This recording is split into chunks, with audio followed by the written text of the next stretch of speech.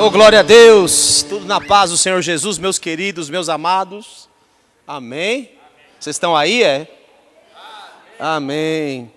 Abra sua Bíblia comigo, em 1 Coríntios, capítulo de número 2.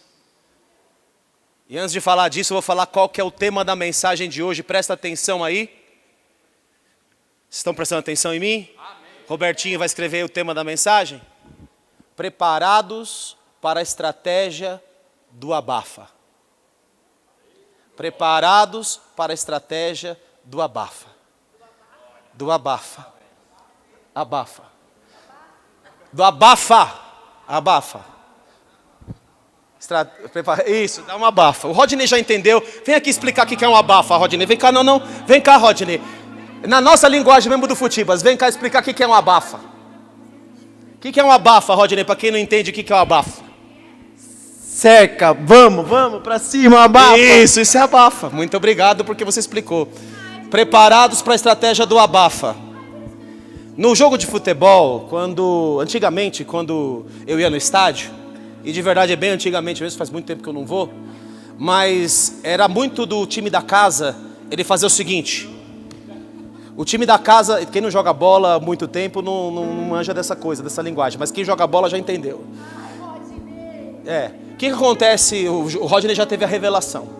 O que acontece nos primeiros 15 minutos de jogo? O time da casa ia para cima no abafa. Tanto que a gente dizia o seguinte: se passar esses 15 minutos, se resistir aos 15 minutos do abafa do time da casa, você tinha a chance de pregar para igual. Mas nos primeiros 15 minutos era fundamental para o time não vir marcar um gol. Hoje as seleções do mundo todo, os times lá de fora, o que eles fazem? Eles marcam o time adversário na defesa. Eles marcam ali, não deixa o time sair jogando. Foi assim que o Brasil fez um gol lá contra a Escócia, que o Ryan roubou a bola, tocou pro Vini Júnior, ele driblou o goleiro e fez o gol. Estão comigo aqui? Isso é a estratégia do abafa. Então o nosso time aqui, precisamos estar preparados para a estratégia do abafa. Só que nesse caso a estratégia do abafa, ela é do diabo. Como é que eu saio da marcação do diabo? Como é que eu resisto, não aos 15 minutos, mas até a volta do Senhor Jesus, para Ele não pegar a gente? Está comigo aqui? Todos entenderam a analogia? Até quem não joga bola entendeu? Entendeu agora? Oh, glória! Então abra comigo a sua Bíblia em 1 Coríntios capítulo 2, versículo 4. Paulo vai dizer uma frase que eu quero que ela chame muito a sua atenção nessa noite. A minha palavra e a minha pregação não consistiram em linguagem persuasiva de sabedoria, mas em demonstração do Espírito e de poder, para que a vossa fé não se apoiasse em sabedoria humana, e sim no poder de Deus. A questão aqui, filhos, é que Paulo está dizendo que o evangelho dele não era simplesmente um evangelho de dizer que você aceita Jesus, você vai para o céu.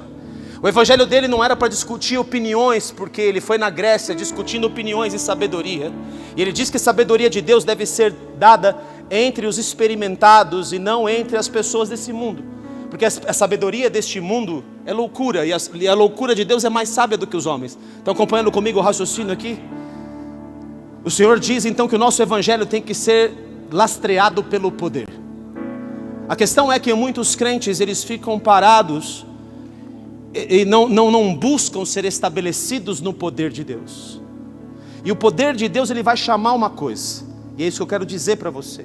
O que o poder de Deus vai chamar. O problema, queridos, é quando eu dei uma aula para vocês das manifestações do Espírito Santo.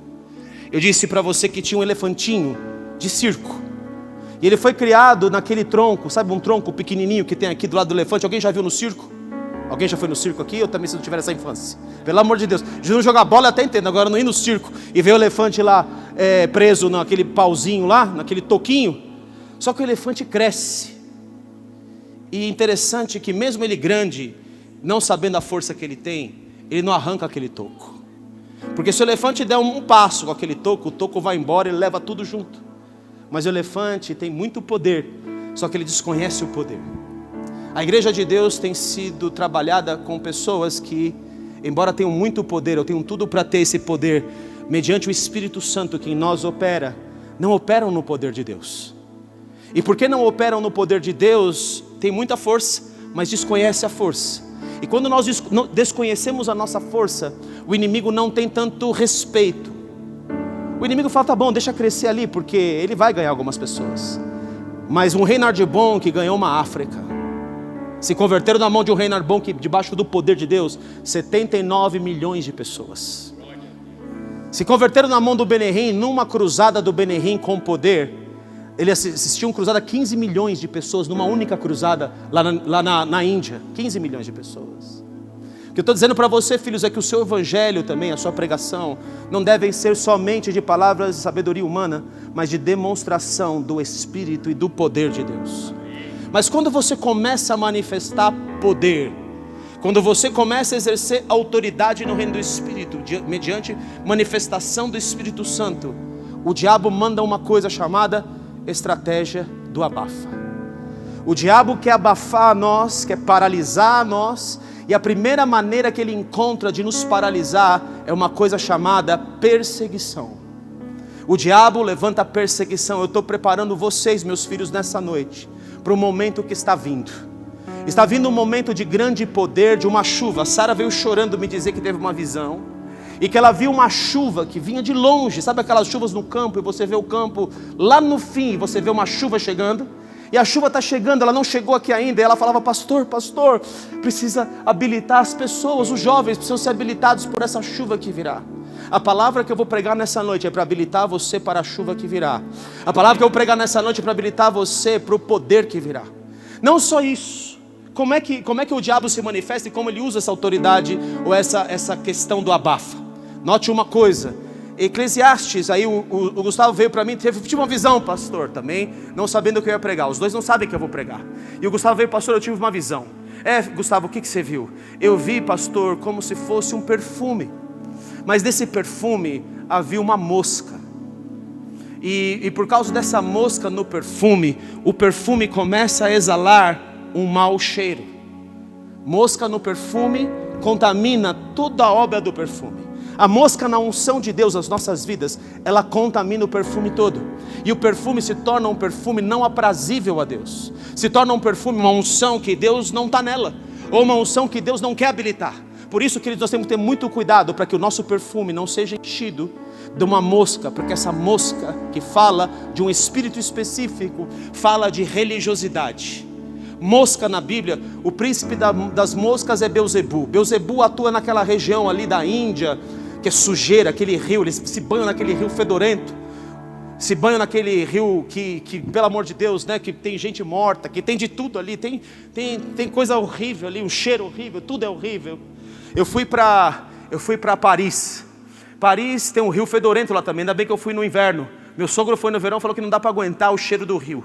Nós somos em Veneza, Veneza tem um rio fedorento também, que não dá para aguentar. Nós temos aqui na nossa marginal um rio fedorento, um rio que não dá para aguentar o cheiro. Deus, Ele quer um cheiro suave na narina dele. Deus quer que nós exalemos esse bom perfume. Eclesiastes capítulo 10, eu não ia nem falar desse texto, mas como o Gustavo até mencionou esse texto, eu quero que vocês abram comigo lá em Eclesiastes, capítulo de número 10, versículo de número 1. Abre aqui para mim, Eclesiastes 10, 1, por favor, filho. Fica comigo aqui, Marcelão, Pepe, fica comigo aqui para a gente abrir os textos rapidinho, beleza? Qual a mosca morta faz o unguento do perfumador exalar mau cheiro?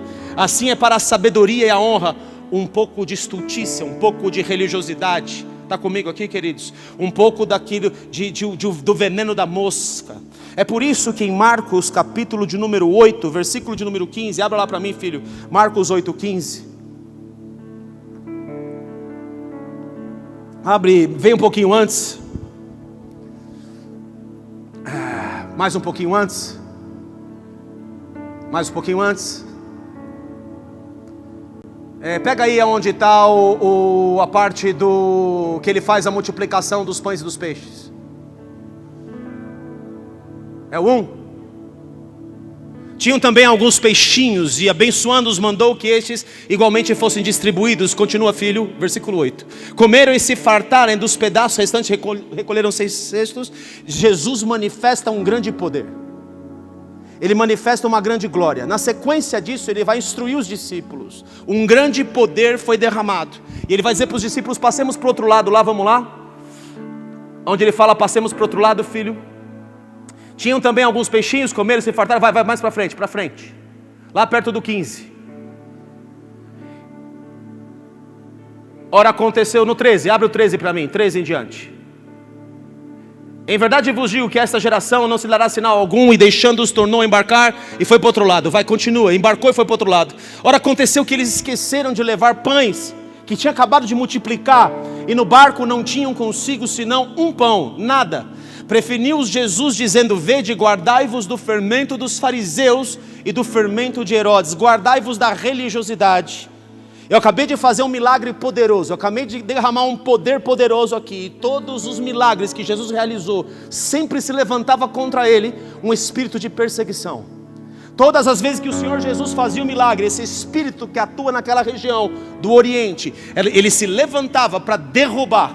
Tanto que Jesus faz o milagre, fala, certamente vamos dizer esse provérbio aí, médico cura a ti mesmo. Vocês não estão crendo no que vocês estão vendo, não estão crendo que o Espírito do Senhor está sobre mim. Embora o Senhor Jesus todo o tempo manifestou o seu ministério debaixo de um grande poder, toda a nação de Israel o perseguia, falava contra ele, se levantava contra ele.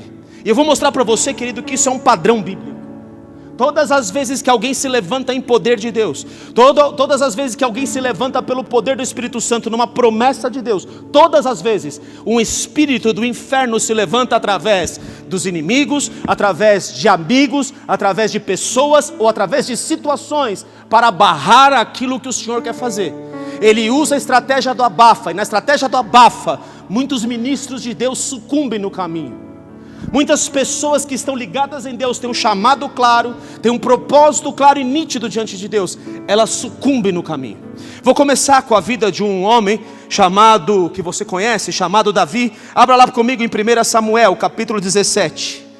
Toda unção, querido, ela acontece no seu secreto com Deus.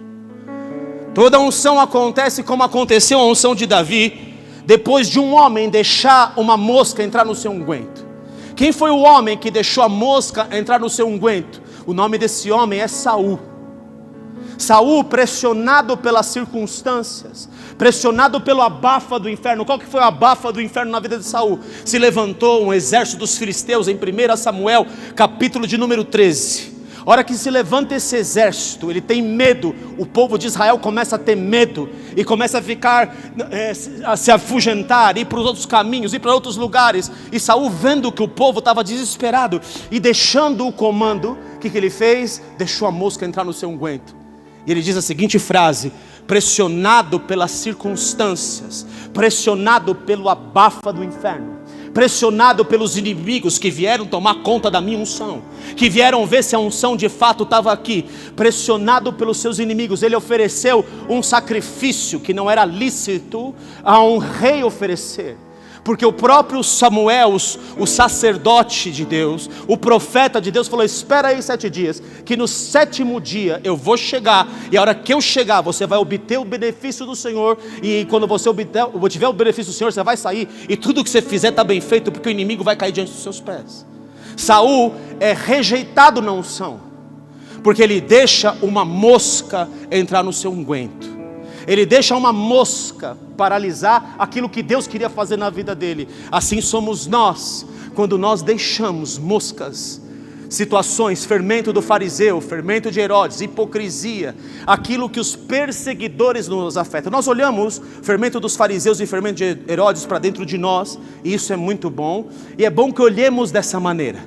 Por exemplo, qual que é o fermento dos fariseus? Hipocrisia. Eu tenho que tirar da minha vida todo tipo de hipocrisia, porque essa hipocrisia em mim também exala mau cheiro.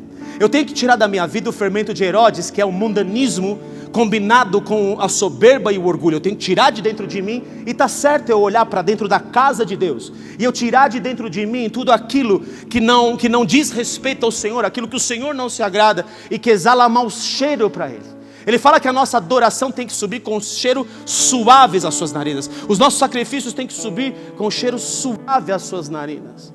Então nós não podemos deixar esse fermento. E nós olhamos o fermento por essa ótica. Mas o Senhor Jesus está ensinando os seus discípulos que não é sobre o ter pão. Imagina, eu manifestei um grande poder. Por que vocês estão preocupados com o fato de não ter pão no barco? Vocês já não entenderam qual é o meu poder e o que eu posso fazer com esse poder? Vocês não entenderam a autoridade que está sobre a minha vida? Vocês não entenderam que o Espírito do Senhor está sobre mim? Por que vocês estão preocupados com pão? Eu não estou falando de pão, eu estou falando daquilo que virá por causa dos fariseus e do fermento de Herodes. Herodes perseguia a cabeça de profeta, ele queria encontrar Jesus, ele prendeu João Batista. Herodes, ele veio, o fermento pode ser visto por essa ótica, de um Herodes que vem abafar, de um Herodes que manda matar crianças de 2 anos para baixo. Está comigo aqui, queridos? Herodes manda matar as crianças de 2 anos para baixo, como perseguição. Quando ele vê que algo de Deus está se levantando, ele vai sempre levantar os fermentos dele. Está comigo aqui? E qual que era o fermento dos fariseus? Tudo que o Senhor Jesus ia fazer, eles iam provar Jesus. Eles iam dizer, será que ele está certo? Mas será isso? Será aquilo? Será que ele é de Deus mesmo? Mas queriam pegar alguma pegadinha. O fermento dos fariseus é a hipocrisia com a qual eles vivem. O fermento dos fariseus é aquilo que eles desejam, aquilo que é do mundo, e que eles transformam isso em coisas de Deus. E nós temos que nos acautelar desse fermento. O fermento dos fariseus são aqueles que perseguem para matar.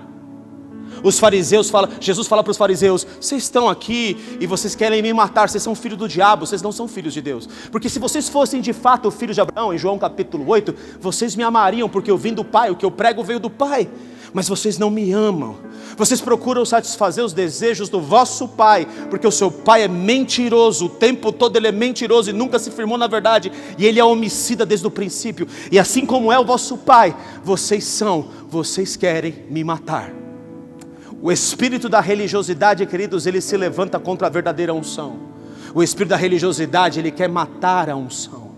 Ele quer jogar uma mosca dentro da unção. Ele quer paralisar você. Ele quer fazer você se irar. Ele quer fazer você se defender. Ele quer fazer você se justificar.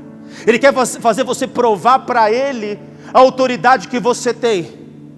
Eles pedem um sinal para Jesus. Jesus diz assim: nenhum sinal vocês vão ter, senão o sinal dado por Jonas.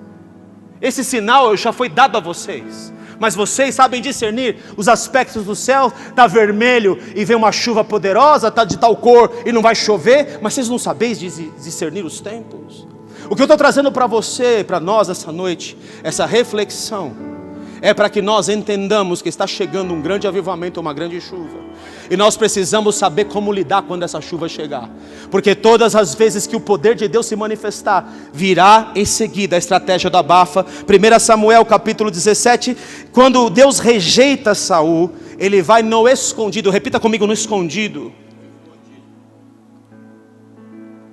Habilitar a Davi. Davi estava no campo, Davi era desprezado. Passam 8 filhos, na verdade 7 filhos diante dele. O pai de Davi, o Jessé, diz que só tem 7 filhos. O 8º filho estava lá no mato. Ninguém dava expressão alguma para aquele menino, mas aquele menino estava aprendendo com Deus a gerar algo nele. Ele estava gerando coisas no escondido, e no escondido Deus vai mandar Samuel lá. Ninguém sabia da missão secreta de Samuel. Ele estava indo lá dizer que ia sacrificar com o Jessé, para que Saul não percebesse o levantar do ungido de Deus. Deus esconde os seus ungidos. Deus esconde as pessoas que têm propósito com Ele. Talvez você esteja no esconderijo, não no esconderijo porque você temeu, mas no esconderijo da mão de Deus. Você está exposto, mas ninguém te conhece. Você fala coisas, mas ninguém de fato te vê, porque aquilo que é de Deus, querido, Jesus foi chamado do Egito, ele estava escondido no Egito. Deus mandou Jesus para o Egito para fugir da fúria, do fermento de Herodes. E lá do Egito, porque está escrito: do Egito chamei meu filho. Você pode dar um glória a Deus? Você pode estar no mundo hoje, você pode estar trabalhando no mundo, não importa. Quando chegar o tempo de Deus na sua vida, Ele vai falar: levanta esse aqui, vai lá procurar ele atrás das malhadas, vai procurar ali onde está, porque eu tenho propósito na vida desse rapaz. E assim Davi é ungido no secreto. Mas aí acontece algo. Em 1 Samuel capítulo 17, versículo de 1 a 4, diz assim: ajuntaram os filisteus as suas tropas para a guerra, e congregaram-se em Socó, que está em Judá, e acamparam-se entre Socó e Azeca em Éfes-Damim. Davi agora está na mesma prova de Saul. Se ajuntam contra ele os filisteus. Novamente são os filisteus. Porém Saul diante dos filisteus e os homens de Israel se ajuntaram e acamparam no vale de Elá, e ali ordenaram a batalha contra os filisteus. Estavam estes num monte do lado da Além, e os israelitas no outro monte do lado da Quem, e entre eles o vale. Isso aqui Deus já me levou a outro lugar, lá no Hades, mas esquece isso agora. Então saiu do arraial dos filisteus um homem guerreiro, cujo nome era Golias de Gate, de altura de 6 côvados e 1 palmo, um gigantão, um cara que nunca perdeu batalha, um desgraçado de um gigante, um principado, uma potestade que ninguém tem coragem de enfrentar. Mais uma vez Deus está colocando uma prova para levantar o ungido dele. E então no versículo 8, parou, clamou às tropas de Israel e disse-lhes: para que saís, formando-vos em linha de batalha? Não sou eu filisteu e vós servos de Saul? Ele ainda joga eles para Saul: escolhei dentre vós um homem que desça contra mim. O diabo quer guerrear nos termos dele. Versículo 11, ouvindo Saul, preste atenção nisso, e todo Israel, estas palavras do filisteu, essa palavra, espantaram-se e temeram muito. Espantaram-se e temeram muito. Entrou uma mosca. No versículo de número 24, todos os israelitas, vendo aquele homem, fugiam de diante dele, e temiam grandemente, e diziam uns aos outros: vistes aquele homem que subiu? Pois subiu para afrontar a Israel. Quem o matar, tem uma promessa, quem o matar, o rei o acumulará de grandes riquezas, ele dará por mulher a filha, e a casa de seu pai isentará de impostos Israel. Todos eles tinham a mesma promessa, mas essa promessa não caiu sobre a vida de nenhum deles. Vou repetir essa frase: todos eles tinham uma promessa, a promessa não caiu sobre a vida de nenhum deles. A promessa era a mesma: quem matar esse gigante. Tem uma promessa tremenda. Davi ouve por 2 vezes a promessa, e então se levanta alguém da sua própria casa. Além do inimigo que está fora se levantando, agora alguém se levanta de dentro. E essa pessoa que se levanta dentro está no versículo de número 28. Ouvindo Eliabe, o primogênito, o irmão mais velho, que estava lá no campo de batalha também, falar aqueles homens, acendeu-se-lhe a ira contra Davi, e disse: por que desceste aqui, e a quem deixaste aquelas poucas ovelhas no deserto? Bem conheço a tua presunção e a tua maldade. Desceste apenas para ver a peleja. Um medroso, escondido, com medo da unção, com medo de manifestar poder, ele fica escondido, e ele não vive a promessa de Deus. Eu quero dizer uma coisa para você, meu filho e minha filha: promessa e propósito protegem você em toda situação. E vou repetir uma frase aqui muito dura e muito difícil: com erros e acertos. O que te protege é o propósito de Deus na sua vida. Ninguém quis o propósito. Saul fugiu do propósito. 2 vezes Saul fugiu. Estava fugindo de novo aqui, porque Deus já passou dele. Não tem jeito com isso aí. Ele foge do meu propósito. Ele foge da unção. Ele contamina a unção que eu coloquei na cabeça dele. Ele contamina a minha unção. Queridos, é muito sério você andar em poder para não ser contaminado. Muito sério. E então ele diz o seguinte, versículo 47: olhando o filisteu a Davi, o desprezou, porquanto era moço ruivo e bonitinho, e de boa aparência, desprezado pelo exército, desprezado pelo irmão, desprezado pelo pai, desprezado por todo mundo à sua volta, e pelo seu próprio irmão, e desprezado agora pelo gigante que vai pelejar. Versículo 44, disse mais o filisteu a Davi: vem a mim, e darei a tua carne às aves do céu e às bestas feras do campo. Davi, porém, disse ao filisteu: tu vens contra mim com espada e com lança e com escudo. Eu, porém, vou contra ti em nome do Senhor dos exércitos, o Deus dos exércitos, que eu conheço lá do campo, o Deus que me deu habilidade para matar urso e leão. Esse Deus agora vai me honrar aqui. Eu sei da unção que eu carrego, eu sei do poder que Deus colocou sobre a minha vida, e essa guerra é comigo mesmo. Guerra de derrubar gigante é comigo. Ninguém, está todo mundo com medo aqui, mas quem vai derrubar esse gigante sou eu. Você está vindo contra mim com lança, você é gigantão, tudo pesa em você. Eu vou contra você no nome do Senhor dos exércitos, a quem tu tens afrontado. Essa unção, esse levantar, era para Saul, que deixou entrar mosca na unção dele. Deixou entrar mosca na sua unção. E então Davi saberá, versículo 47, toda essa multidão, que o Senhor salva, não com espada, nem com lança, porque do Senhor é a guerra, Ele vos entregará nas nossas mãos, glória a Deus. Davi meteu a mão no alforje, versículo 49, e tomou dali uma pedra, e com a funda lhe atirou, e feriu o filisteu na testa, e pedra encravou-se-lhe na testa, e ele caiu com o rosto em terra. Assim prevaleceu Davi contra o filisteu, com uma funda, com uma pedra, e o feriu, e o matou. Porém não havia espada na mão de Davi, pelo que correu Davi, lançou-se sobre o filisteu, tomou-lhe a espada, desembanhou-a, tomou a arma do inimigo. A ousadia, a confiança no poder de Deus, a confiança em Deus, a unção, a confirmação da unção, é o que vai fazer Deus levantar você, ou não levantar você. Mas eu declaro em nome de Jesus, que todos aqui vão resistir à estratégia do abafa do inferno. Você pode dar um aleluia, glória a Deus? Amém? E então Deus levanta Davi diante da multidão poderosamente. Versículo 52, então os homens de Israel e Judá se levantaram e jubilaram, e foram para trás dos filisteus, ganharam força, porque se levantou um ungido, se levantou um homem de Deus, que não temia gigantes. No capítulo 18, no versículo de número 6, vai acontecer algo. Repita comigo o padrão: todas as vezes que Deus usa alguém em poder, o diabo vem com a estratégia do abafa. Está comigo? Vamos ver a estratégia do abafa. Versículo 6 do capítulo 18. 18 de 6 a 12. Sucedeu porém, que horas eu comecei a pregar? Alguém pode me dizer aí? Agora, né, filha? Eu gosto de gente que está no espírito. Nunca haverá mosca na Assunção, filha. Oh, glória! Sucedeu, porém, que vindo Saul e seu exército, e voltando também Davi de ferir os filisteus. Davi feria filisteu, entrava e saía, era terrível. As mulheres de todas as cidades de Israel saíram ao encontro do rei Saul, cantando e dançando, com tambores, com júbilo e com instrumentos de música. Saul pensou: tem uma festa para mim aqui. Oh, glória! É o que Saul pensou. As mulheres se alegravam, cantando alternadamente, e diziam: Saul feriu os seus milhares, porém Davi os seus 10 milhares. Eita nós, para que isso? Sem querer, às vezes as pessoas te promovem. Sem querer, às vezes as pessoas reconhecem a sua unção.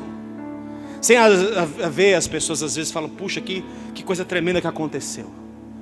E então Saul se indignou muito, pois essas palavras lhe desagradaram em extremo. Esse é o filho da carne que persegue o filho do espírito. E disse: 10 milhares deram elas a Davi, e a mim somente milhares. Na verdade, que falta a ele, senão o reino? Daquele dia em diante, Saul não via Davi com bons olhos.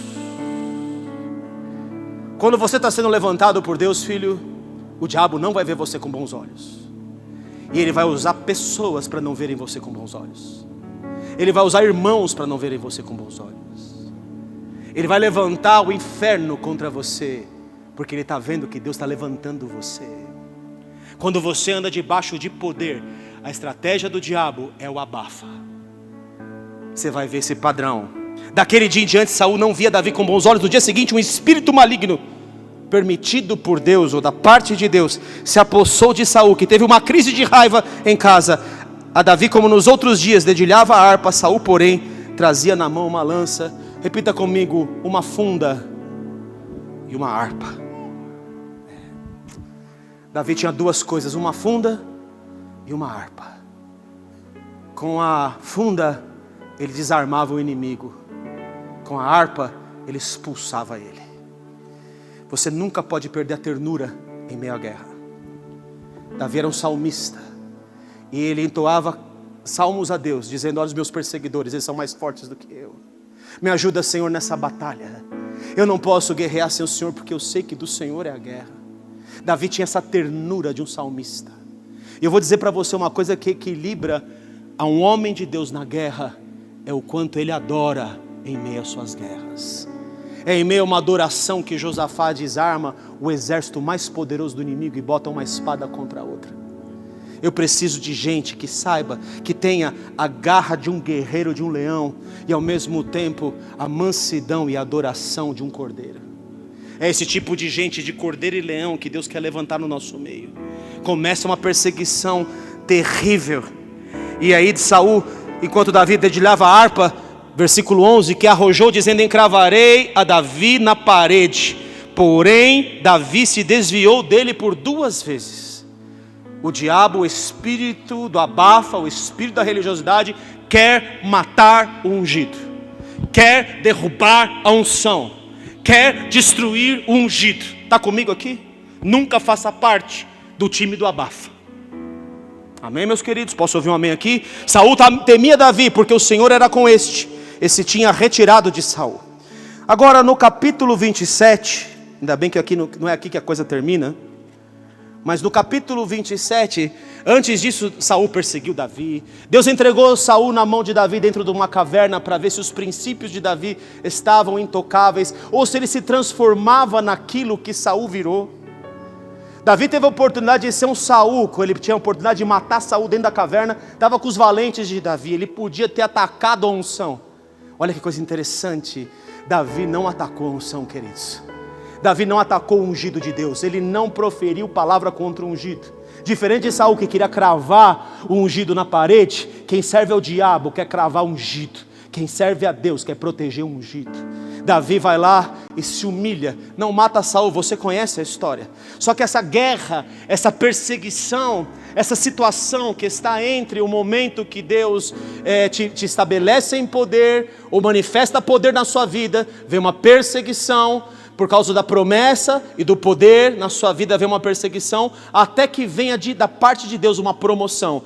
O outro tema dessa mensagem, o subtítulo seria o 4 P's: promessa, poder, perseguição e promoção. Ok? 4 P's. Os 4 P's de Deus para você nessa noite. Amém? Promessa, poder, perseguição e promoção. Davi é perseguido, ele é levado no extremo, é levado no estresse emocional, estresse de todo tipo. Mas o 27:1 vai dizer uma coisa para a gente. Disse porém Davi consigo mesmo: pode ser que algum dia venha eu a perecer nas mãos de Saul. A sua mente começa a ser contaminada. Um pouco de mosca começa a entrar na unção de Davi. Nada há, pois, melhor para mim do que fugir para a terra dos filisteus. Quando você deixa pensamentos errados entrar na sua mente, você foge para a terra do inimigo. Está comigo aqui? Você cai nas mãos do inimigo. E ele vai para a terra do inimigo. Melhor para mim fugir do que para a terra dos filisteus, para que Saul perca de todas as esperanças e deixe de perseguir-me por todos os limites de Israel. Assim me livrarei da sua mão. É lá na terra dos filisteus que ele tem que babar, se fazer de louco. Não aguentou a pressão. A diferença de Davi e de Saul é que Davi aceitou a promessa e o propósito. Fica comigo aqui. A diferença de Saul e Davi é que Davi não temeu a guerra. É que Davi manifestou poder que Saul não manifestou. Embora Saul tivesse entrado no acampamento dos profetas, sido tomado na unção, na atmosfera dos profetas e profetizado, aquilo não impregnou nele. O poder não pertenceu a ele. É como lá em Números capítulo 11, versículo 27, se eu não me engano, que diz que Moisés ia separar o espírito que estava sobre ele, sobre 70 anciãos, para aconselhar Israel. E diz a palavra que aquele espírito repousou sobre eles uma vez e depois nunca mais. Profetizaram aquele dia e depois nunca mais. Há pessoas, queridos, que às vezes até entram na dimensão de poder, e ela entra na dimensão do poder por causa da atmosfera que alguém trouxe naquele lugar, por causa da atmosfera que os profetas traziam naquele lugar. Então ela vai perceber que aquilo não impregnou nela, porque ela não tem o secreto com Deus. Ela não é uma pessoa de promessa, ela não é uma pessoa de propósito com Deus. Acontece na vida de Daniel. Abra lá em Daniel. Então Davi se desvia.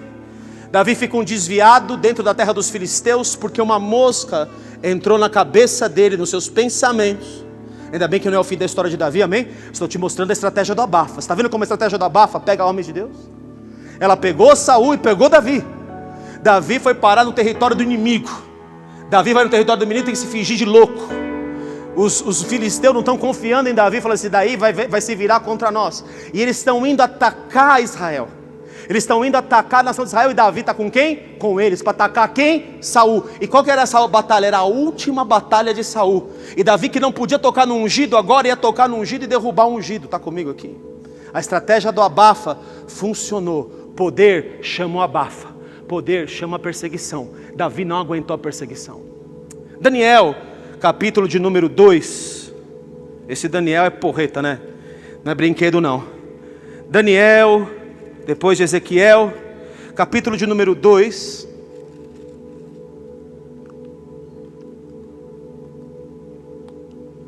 De 1 a 3 diz: no segundo ano do reinado de Nabucodonosor, teve este um sonho, o seu espírito se perturbou e passou-lhe o sono.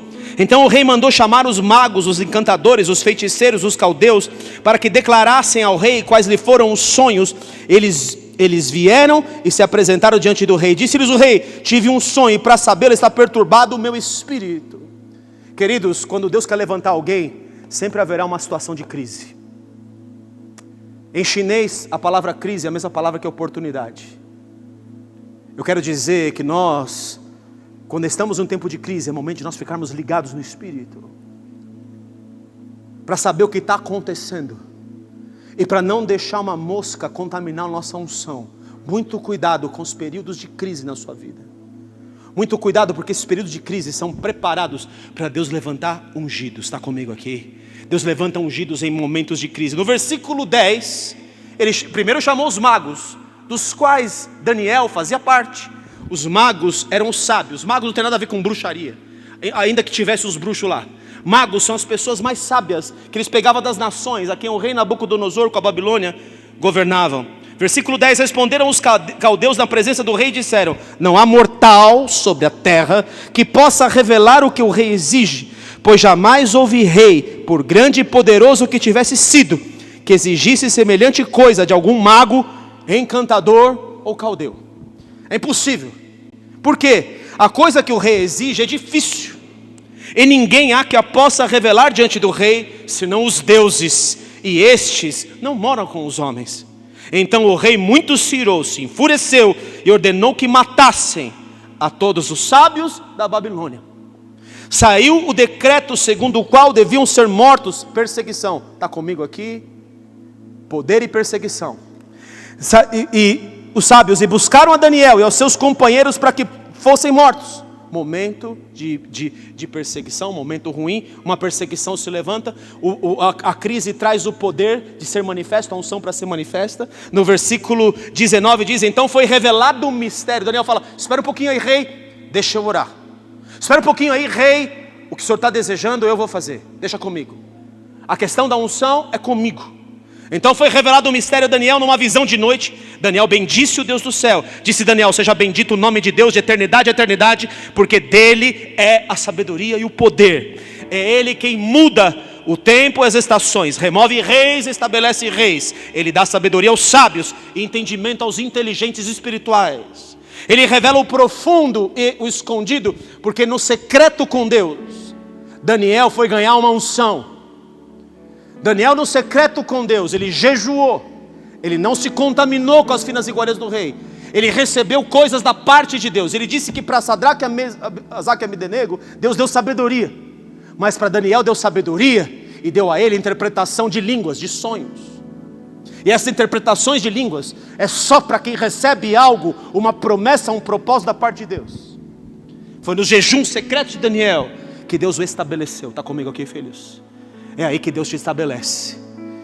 Ele revela o profundo e escondido, 22. Conhece o que está em trevas, e com ele mora a luz. Que coisa mais maravilhosa. 27. Respondeu Daniel na presença do rei, disse: o mistério que o rei exige, nem encantadores, não é com mago, nem magos, nem astrólogos o podem revelar ao rei. Versículo 30. E a mim foi revelado este mistério, não porque haja em mim mais sabedoria do que em todos os viventes, mas para a interpretação se fizesse saber ao rei, e para que entendesses as cogitações da sua mente. É comigo a responsabilidade de tirar a morte de mim e dos magos, que eu não sirvo o mesmo Deus deles, mas a minha salvação vai trazer salvação para eles também. Você pode dar um aleluia aqui? 46. Então, depois de Daniel interpretar tudo, o rei Nabucodonosor se inclinou e se prostrou o rosto em terra perante Daniel. O império se prostra diante do profeta. Ah, que poder revelado, queridos. Daniel está sendo levantado por Deus, porque não temeu a carga da crise. E ordenou que se lhe fizessem oferta de manjares e suaves perfumes. Disse o rei Daniel: certamente o vosso Deus é o Deus dos deuses. Teve que reconhecer o Deus dele. E o Senhor dos reis, e o revelador de mistérios, pois puseste revelar este mistério. Então o rei engrandeceu a Daniel, lhe deu muitos e grandes presentes, e o pôs por governador de toda a província da Babilônia, como também fez chefe supremo de todos os sábios da Babilônia. A pedido de Daniel, constituiu o rei Sadraque, Mesaque e Abednego, os 3 amigos de Daniel, que Daniel pediu. Não só ele foi levantado, como falou: levanta os 3 que estão comigo. Você pode dar um aleluia, um glória a Deus? Levanta esses príncipes, levanta esses homens, que também vão ser perseguidos, que vão ter diante deles uma fornalha, para negarem a Deus.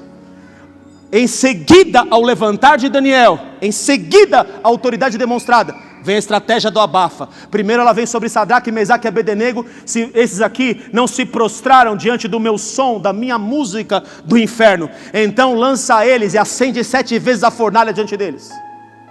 Esses homens têm algo, foram perseguidos por causa de Deus. Mas não acaba com esses homens, porque nós estamos falando de Daniel. Foi o homem que interpretou. E Daniel trouxe esses homens para a mesma condição aonde ele estava, para a mesma autoridade da onde ele estava. No capítulo de número 6, Daniel capítulo de número 6, e antes um pouquinho, eu vou pegar aqui no 5, Daniel vai profetizar para Belsazar, que é filho de Nabucodonosor. É aquela palavra lá que ele vê escrito na parede da casa dele lá: Mene, Mene, Tekel, Parzim, medido você foi, achado em falta, e Deus vai julgar o seu reino, acabou para você. Daniel estabelecia e derrubava impérios. Você já viu que unção poderosa sobre a vida desse homem, queridos? Que coisa mais maravilhosa. A unção de governo está ligada, escute isso, unção de governo está ligada a resistir às provações e perseguições. Só pode entrar em unção de governo quem é perseguido e responde da maneira certa. Eu não estou falando das respostas deles ainda, eu estou falando só do padrão, da estratégia do abafa do inferno. Naquela mesma noite foi morto Belsazar, rei dos caldeus, quando Daniel entregou o recado para ele: você foi achado em falta na balança. E Dário, o Medo, próximo império dos medos e persas, acabou a Babilônia, entrou a Pérsia agora para reinar. O Dário é rei dos medos e dos persas, com cerca de 62 anos se apoderou do reino da Babilônia, ganhou da Babilônia. Interessante o que acontece no capítulo 6. Olha, queridos, o que Deus faz. Olha como a unção de governo dele é poderosa. Olha o que ele faz: pareceu bem a Dário constituir sobre o reino a 120 sátrapas, ou seja, governantes, que estivessem por todo o reino, e sobre eles 3 presidentes, dos quais Daniel era um, aos quais estes sátrapas dessem conta, para que o rei não sofresse dano. Então o mesmo Daniel se distinguiu destes presidentes e sátrapas, porque nele havia um espírito excelente, e o rei pensava em estabelecê-lo sobre todo o reino, de um império ao outro. Deus levanta o seu ungido, que resiste a pressões. Mas o que eu disse? Daniel está se despontando. Os governos, os impérios do mundo estão levantando um Daniel. O que vai acontecer com os seus amigos? Vão ficar com o quê? Com inveja. Inveja da unção. Eles querem o lugar de Daniel. Então eles falam assim, olha, versículo de número 13. Então responderam e disseram ao rei: esse Daniel, que é dos exilados de Judá, e fala assim: nós temos que achar alguma coisa na lei de Daniel, na lei dele, porque é impossível pegar esse homem. Então eles vão lá e falam assim: rei. Então responderam e disseram ao rei: esse Daniel, que é dos exilados de Judá, não faz caso de ti, ó rei, nem do interdito que assinaste. Antes, porque quando foi dado o decreto que não podia orar ninguém a não ser ao rei Dário, Daniel vai lá e abre a janela para todo mundo ver: eu continuo adorando o meu Deus.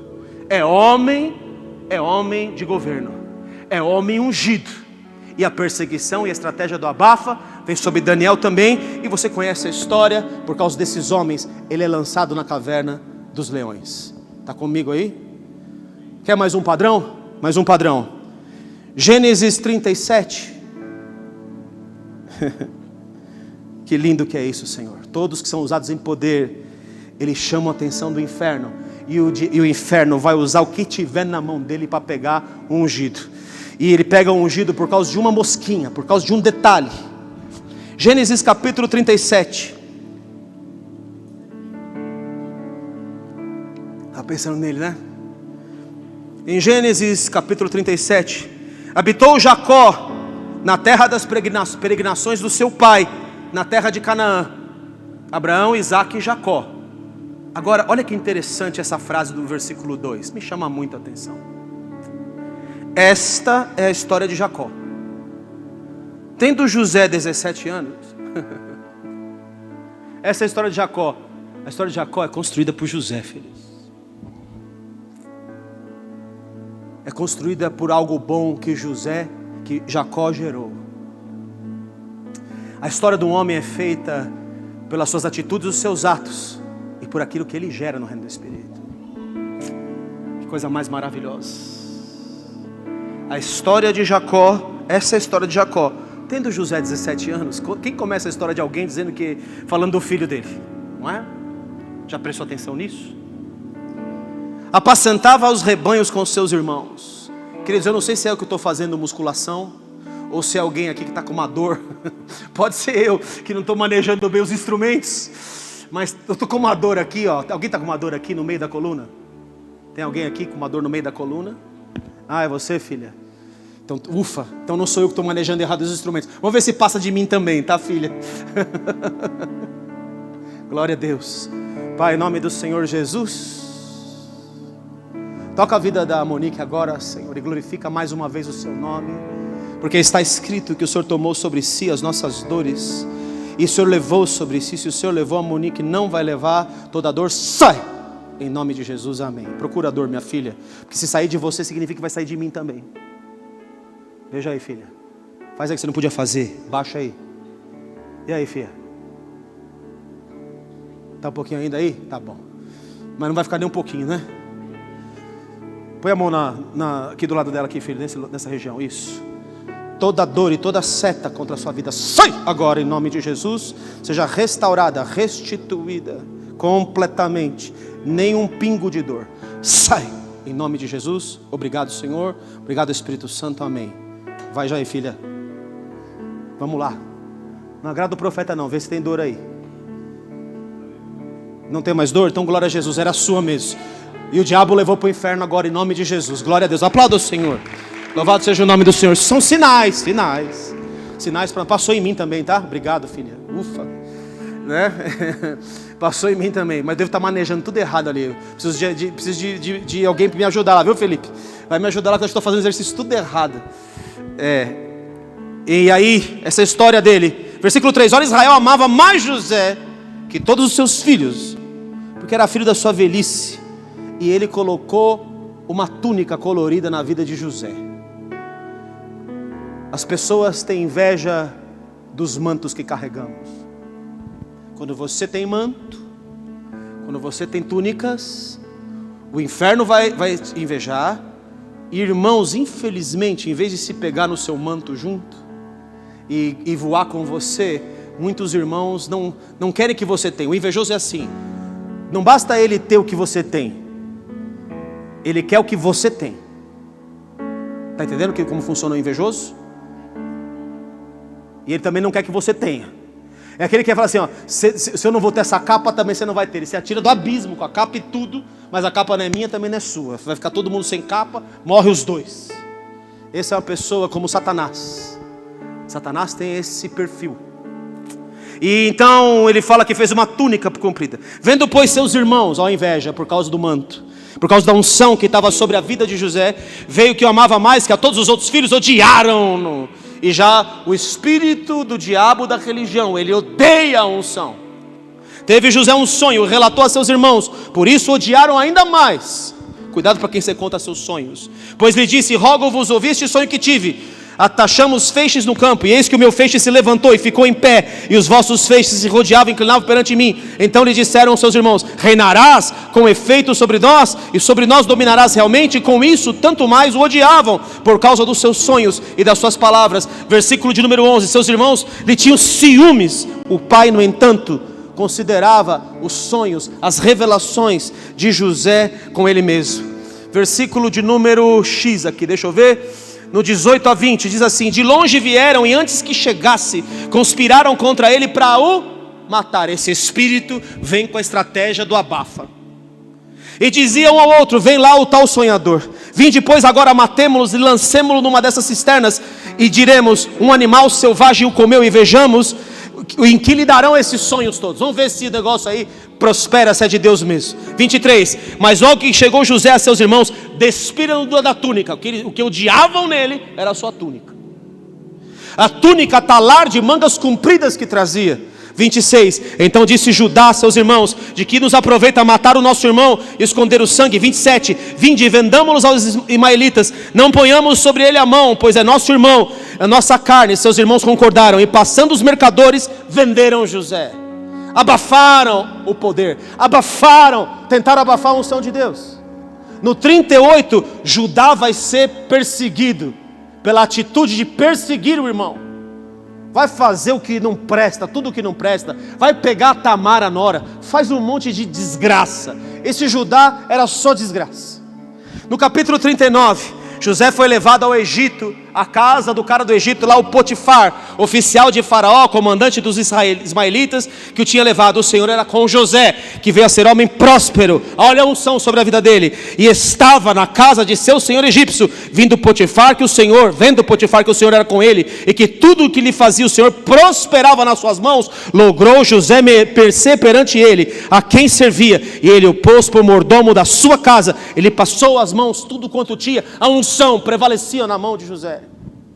E então o diabo fica incomodado, levanta o espírito do diabo da sedução, levanta lá a prostituta da mulher do Potifar, e ela vai para cima de José. Você conhece a história? Ela fala: não, o José me agarrou, fala para o marido, e o marido prende José. Perseguição por causa do poder que estava sobre ele.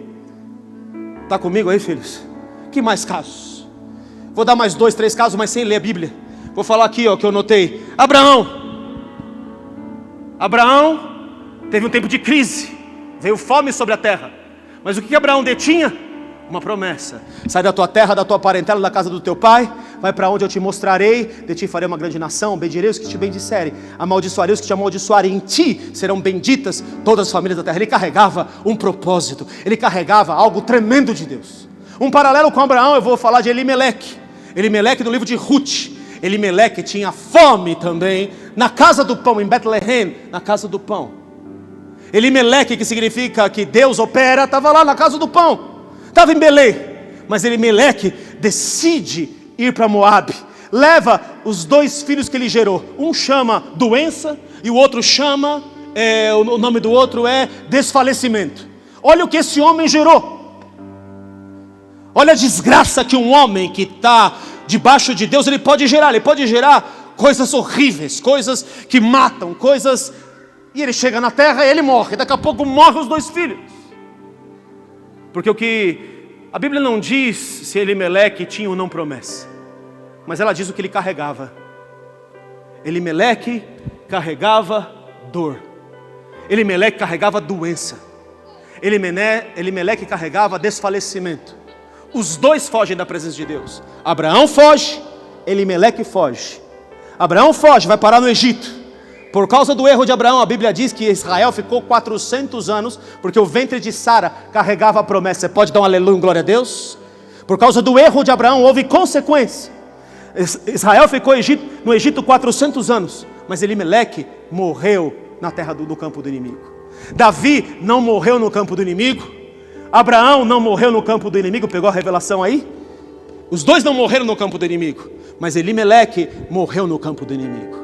Morreu porque não tinha propósito, morreu porque não tinha promessa. Os 2 são iguais, os 2 erraram, os 2 fugiram, os 2 não tiveram fé, os 2 deixaram a sua mente ser contaminada pelas informações do que viam, das circunstâncias. Os 2 viveram a mesma coisa. Davi viveu a mesma coisa, mas a semelhança dos que tiveram isso e sobreviveram é que eles todos carregavam um propósito consigo.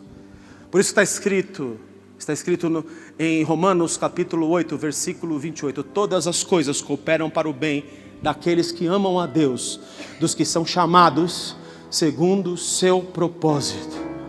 Você está vendo aqui na vida desses homens que o propósito é maior do que os erros dele, que a misericórdia de Deus é maior que os seus defeitos. É muito maravilhoso, não é? Você pode dar um aleluia, um glória a Deus? Então o que você precisa ser? Eu preciso ser um homem, uma mulher de propósito. Eu preciso ter poder na minha vida. Eu preciso ver que Deus está me honrando através. Jesus, varão aprovado com Deus, em sinais, maravilhas, curas e milagres. O poder de Deus é um sinal de que Deus é na sua vida. O Espírito Santo do Senhor operando em poder é o sinal que Deus dá para o inferno todo, para todo mundo que está à sua volta. E Ele julga através desses sinais que se manifestam através da sua vida. Glória a Jesus, queridos, estão comigo aqui? Muito bem. Falei desses dois, vou falar de Elias. Elias manifesta um grande poder, manda cair fogo do céu, é verdade ou não? Sequência, foge para a caverna. Cuidado com as cavernas, cuidado quando você sai da presença de Deus. Cuidado, Elias manda descer fogo e daqui a pouco ele está fugindo de medo. Porque vem a perseguição de quem? De um espírito. Qual espírito? Da sedução. O que o espírito da sedução quer? Cabeça de profeta. Está comigo aqui, queridos? Ele exerceu grande poder. Veio a abafa do inferno? Veio a abafa do inferno. Isso aqui é um padrão. E Pedro, depois de andar sobre as águas, manifestar grande poder, como o Senhor dele, como Jesus, ele andou no mesmo lugar que o Senhor. Basta ao discípulo ser como o seu mestre. O único que andou sobre as águas, o único que manifestou o maior poder de todos eles. Ele estava andando nas águas e fez todos esses milagres, viu os milagres de Jesus, participou de todos eles, era levado para dentro dos lugares particulares onde Jesus ia, era nas manifestações de Jesus. Pedro estava sempre com Jesus, mas Pedro foi perseguido. Veio a abafa. Você não é servo dele? Aí veio uma criada: você é galileu, você fala como ele foge. Aí vem a outra criada: não, você é de Nazaré, você andava com o Nazareno. Ele nega de novo. E por último os outros estavam à volta, os perseguidores estavam à volta: você é de Jesus. Não, eu não sou, não conheço esse homem, nunca vi esse homem, eu não quero saber desse homem. Estratégia do abafa. O padrão se repete, Antigo Testamento e Novo Testamento. Gálatas capítulo 4, versículo 28 a 30.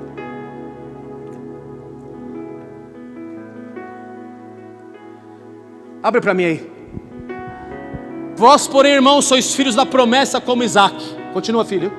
Os que têm promessas são como filho gerado espiritualmente. Como, porém, outrora o que nascera segundo a carne perseguia o que andava em poder, que nasceu segundo o Espírito, assim também é agora, até hoje. Continua. Contudo, que diz a Escritura? Lança fora a escrava e o filho que foi gerado pela escrava, que é carnal, que é emocional e que persegue o filho da promessa, porque de modo algum o filho da escrava será herdeiro com o filho da livre que tem promessa. Está comigo? Glória a Deus aqui, está entendendo?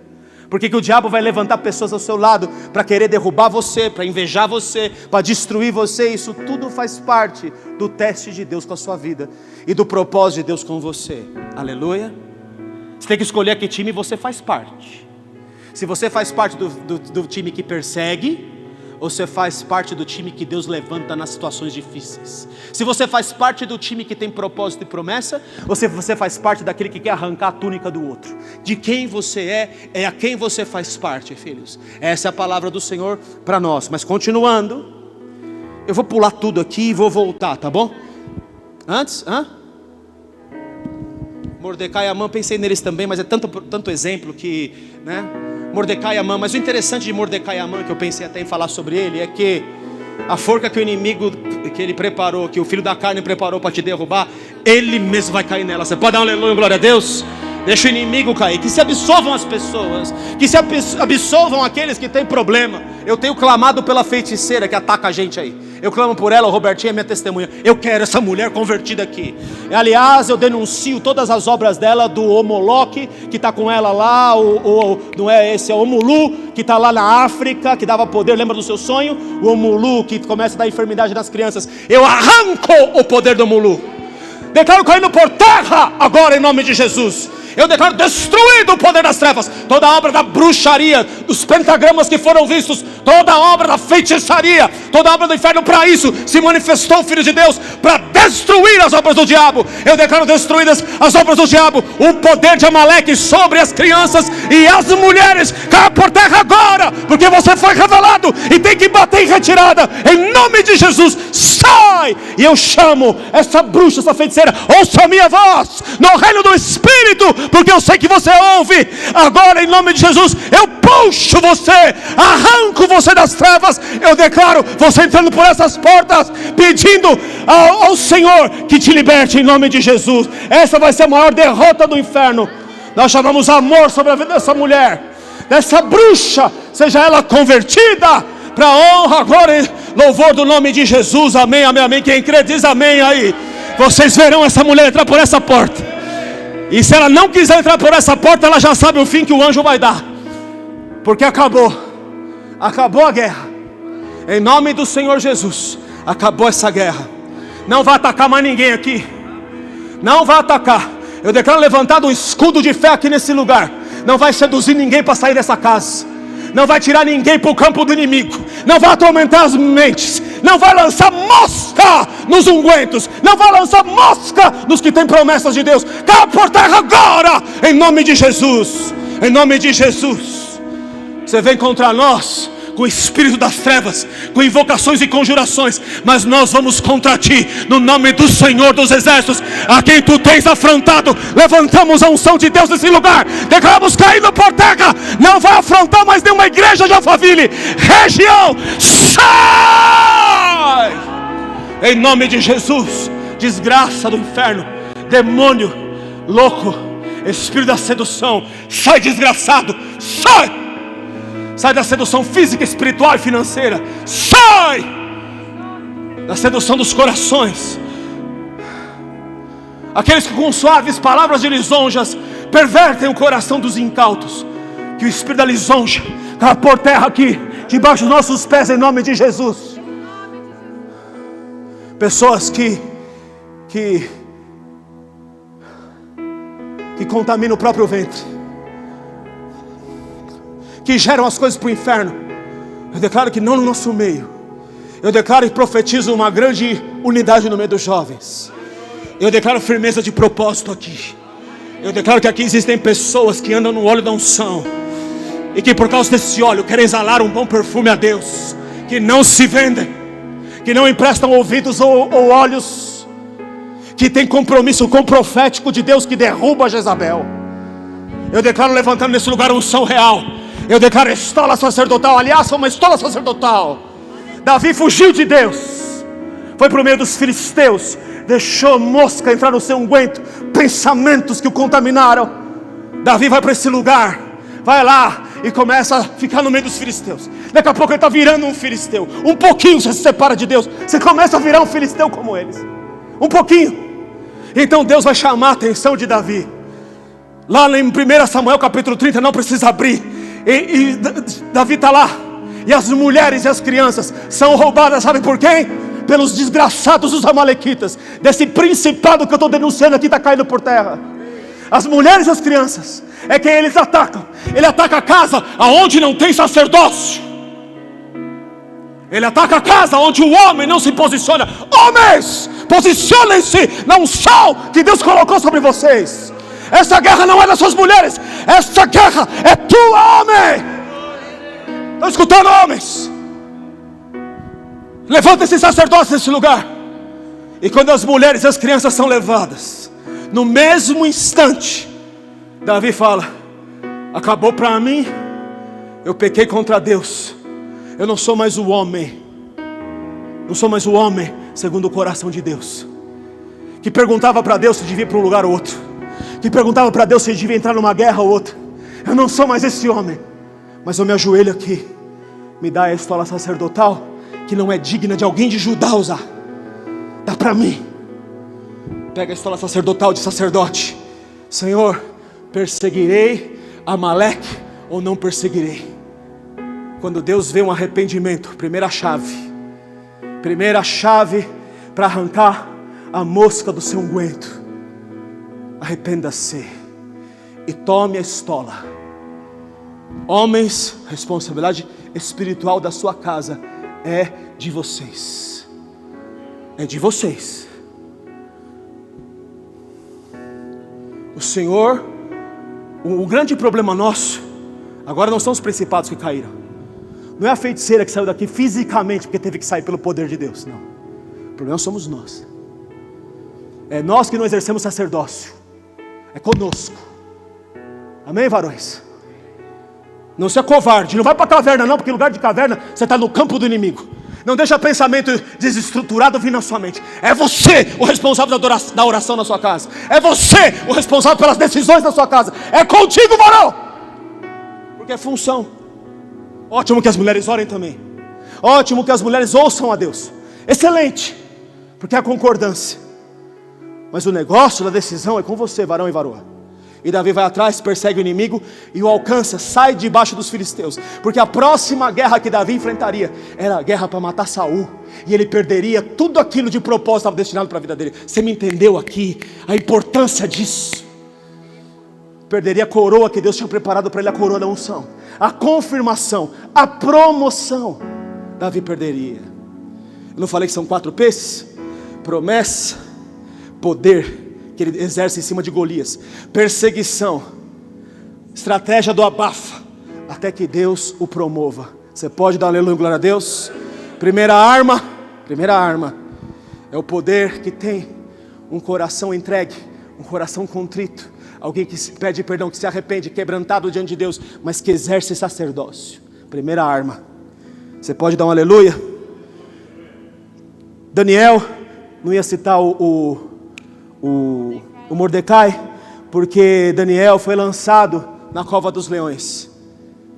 Todos aqueles que perseguiram Daniel, que fizeram um levante, que mentiram contra Daniel, quando Dário vai lá ver, será que você está vivo aí, Daniel?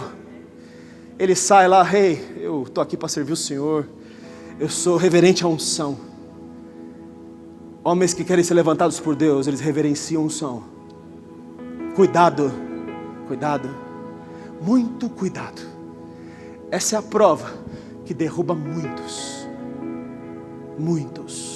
Eu fui perseguido no meu trabalho antes de ser ungido pastor, porque o seu pastor tinha uma síndrome chamada síndrome de Lúcifer, que é querer sentar numa cadeira mais alta do que a minha. Quando meu pai físico perdeu a autoridade na minha casa, por causa de ter traído minha mãe, por causa de trazer muito dinheiro para casa, mas perder da mesma forma que traía, e minha mãe ter que sustentar a casa, e minha mãe só ficou com meu pai por um motivo. Ela ficou com meu pai porque ela veio falar para mim, eu quero me separar do seu pai. Posso? O que você acha, filho? Eu devo me separar do seu pai? Eu disse, não, mãe, não faça isso. Ela não fez isso, sofreu, eu me levantei como homem da casa, desrespeitei meu pai. E eu achei que porque eu vi os erros do meu pai, eu podia sentar na cadeira dele. E eu sentei na cadeira dele, eu dei os comandos da casa, eu fiz tudo isso.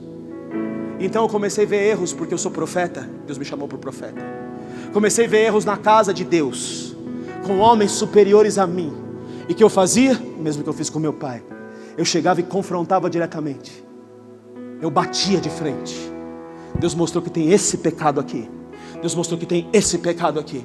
Sem eu saber, eu estava fazendo a função dos fariseus. Estava fazendo a função de matador. Estava fazendo a função de acusador. Estava fazendo a função do inferno. E a unção sumia da minha vida. Eu falei, Deus, mas o Senhor me mostra. E a unção foge da minha vida. Que papo é esse? Como o Senhor me mostra? E eu não fui ensinado por ninguém. Ninguém me ensinou sobre autoridade espiritual. Quem me ensinou foi Deus, arrancando a unção da minha vida. Ele me ensinou. Ele arrancava a unção da minha vida e falava, tá vendo? Quem você é sem mim? Você acha que você é o quê? Para confrontar a autoridade superior a você? O que você pensa que você é, seu Zé Mané? Para não falar mais do que ele falou para mim, que me esfregava meu focinho, porque animal tem que ter focinho esfregado no chão. Eu era um animal. Aí meu pai quase morreu na minha mão. E porque meu pai quase morreu na minha mão, eu falei, puxa, quanto eu estou cometendo erro. Eu amo meu pai. Eu nem tenho a chance de dizer para meu pai o quanto eu o amo. E aquilo caiu a ficha em mim, eu já estava convertido. Comecei a honrar meu pai. Graças a Deus que eu não abri mão do meu pai, porque meu pai se converteu no último minuto, já que estamos falando de futebol hoje, na prorrogação. Meu pai se converteu na prorrogação. Glória a Jesus por isso. E ele foi, meu pai tinha um bom coração. Quem não tinha era eu, o filho dele. E então Deus me tratou e me colocou uma prova pastoral. Qual foi a prova? Eu fui trabalhar numa empresa que Deus me mandou. Cheguei nessa empresa, quem me contratou foi o presidente da empresa, porque a secretária dele era da minha igreja. E ela me indicou lá, Deus me falou qual era o nome do lugar. Entrega o teu caminho ao Senhor, confia nele e tudo ele fará. Em 2 dias que eu fiquei em jejum e oração, e não pedi uma palavra para Deus, falei, Senhor, fala no meu espírito, qual que é a palavra? Ele me deu essa: entrega o teu caminho ao Senhor, confia nele e ele tudo fará. Aí eu falei, mas o que mais? Aí eu peguei a Bíblia, eu sabia onde estava, Salmo 37, versículo 4, abri, versículo 5. Fará sobressair a tua justiça como a luz, o teu direito como o sol ao meio-dia. Uma das empresas que eu ia chamava-se Sam. Tinham 3 oportunidades, uma era a Vesta, a outra era a Ingra e a outra era a Sam.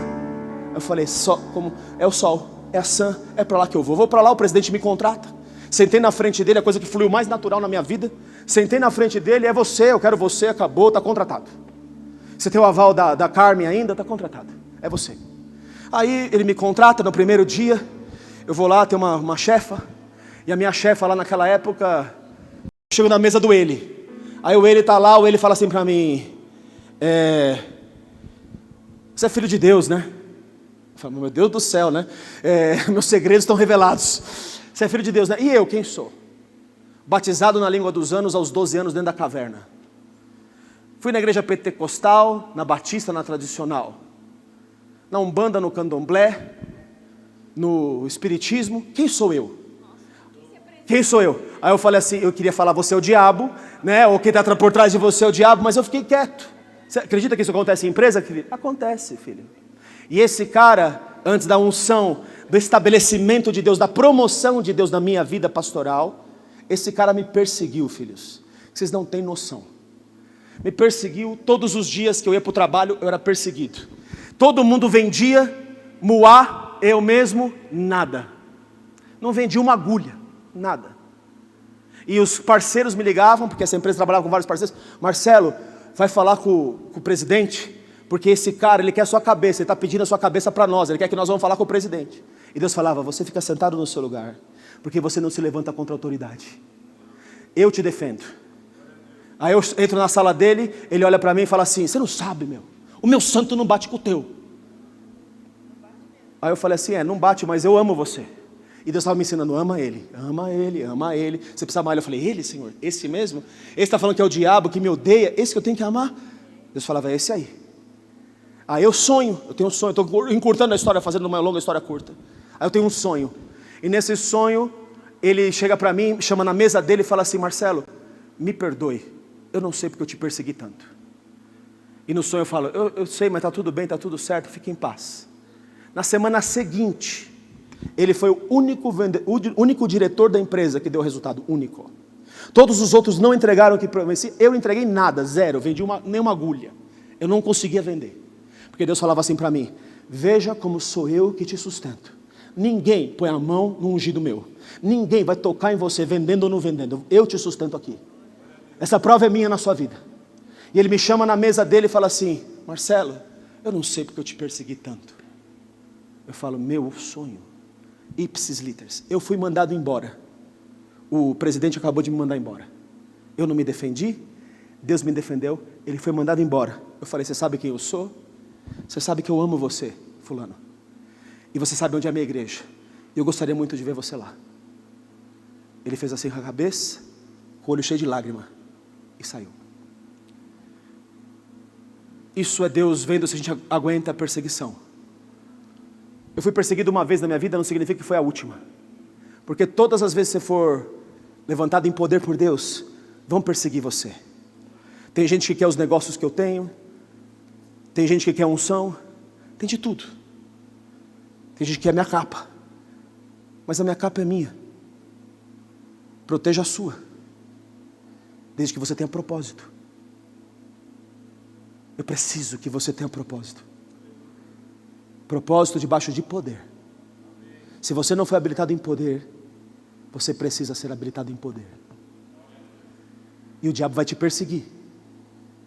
Porque aquele que quer viver justo e piedosamente sofrerá o quê? Perseguições. Está comigo aqui? Não vai chorar. Aguenta o tranco. Porque vocês são homens e mulheres que estão aqui até hoje. que aguentaram o tranco junto comigo. Louvado seja o nome do Senhor pela vida de cada um de vocês. Nós estamos juntos na guerra, filhos.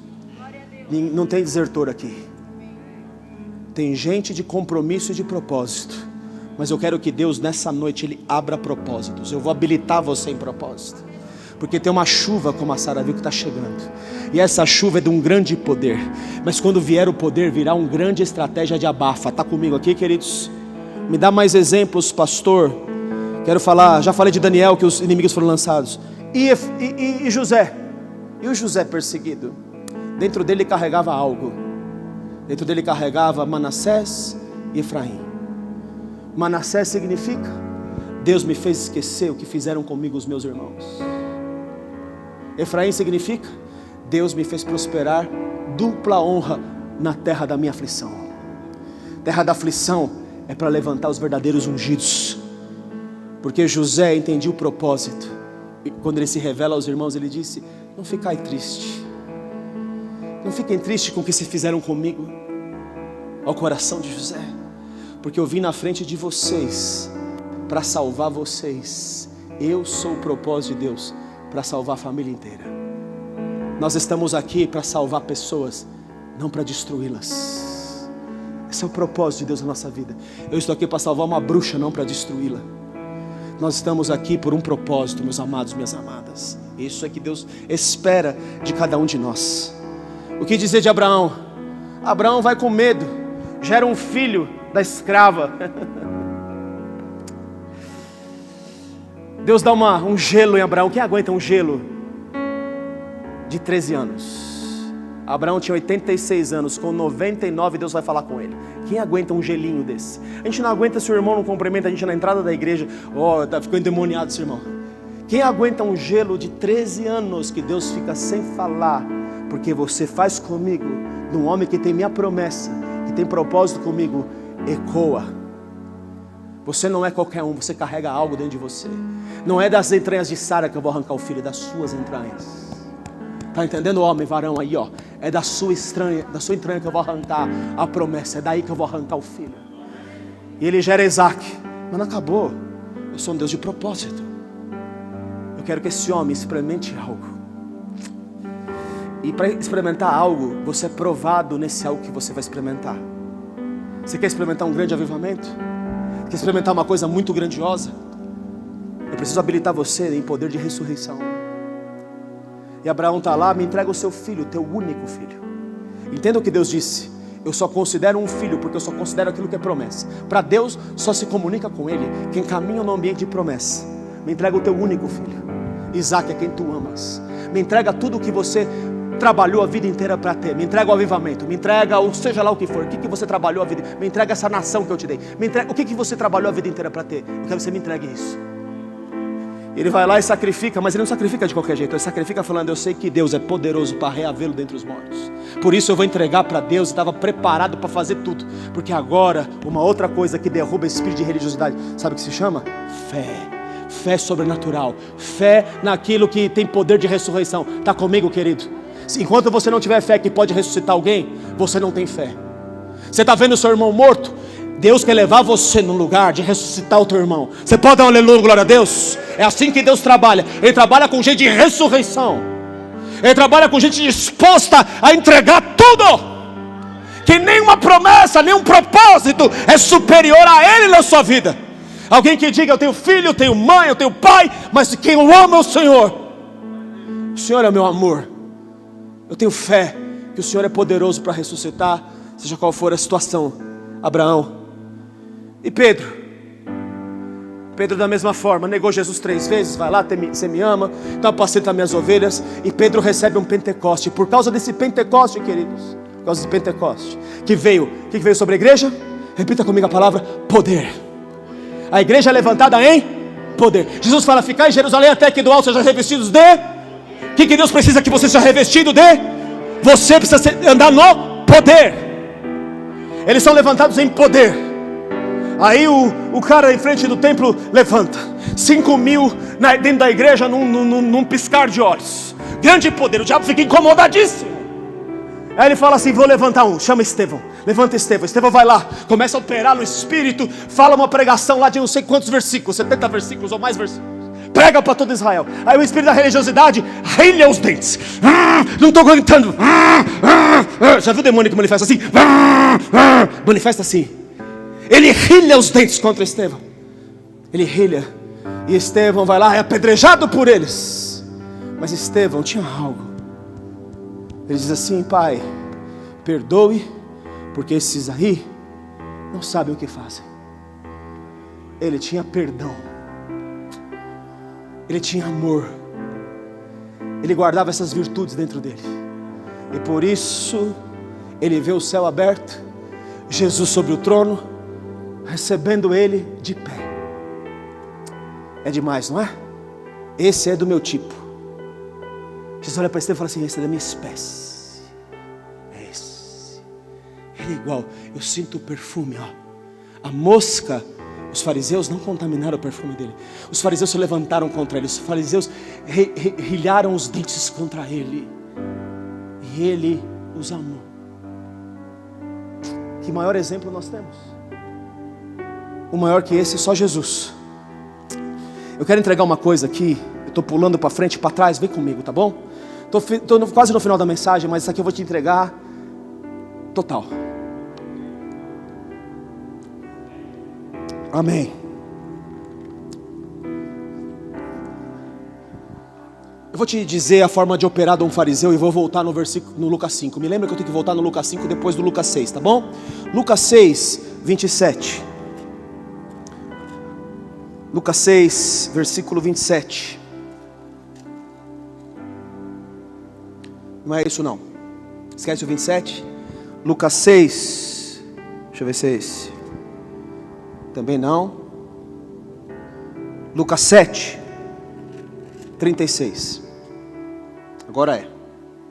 Lucas 7, 36. Nós temos uma responsabilidade. Se nós somos de Deus, temos uma responsabilidade. E nós temos que entender se nós andamos com mosca dentro da nossa unção ou não. Convidou um dos fariseus para que fosse jantar com ele. Jesus, entrando na casa do fariseu, tomou lugar à mesa. E eis que uma mulher da cidade, pecadora, sabendo que ele estava à mesa na casa do fariseu, levou um vaso de alabastro com ungüentos.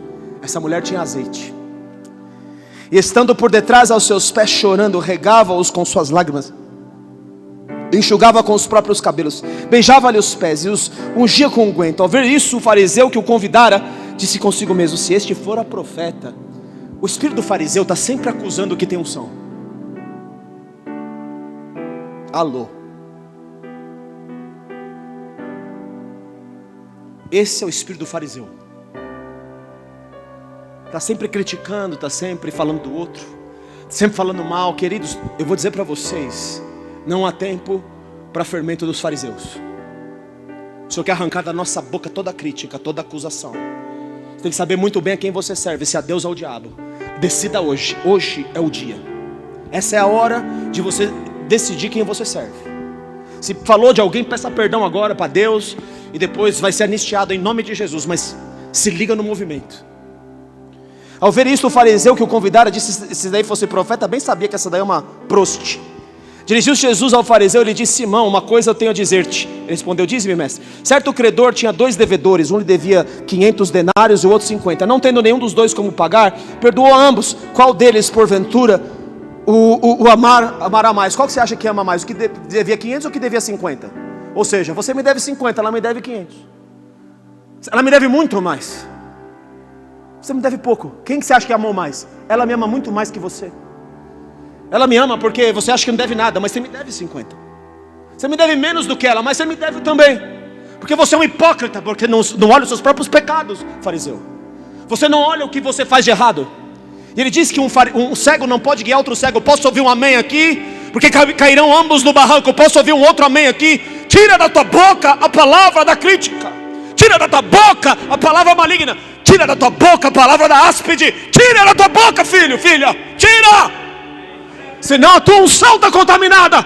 Tem mosca na tua unção. E o seu perfume é uma porcaria. Deus cheira e tem um odor fedido do seu perfume. Não com você, filho. A partir de hoje, faça um pacto com a tua boca, com a tua língua.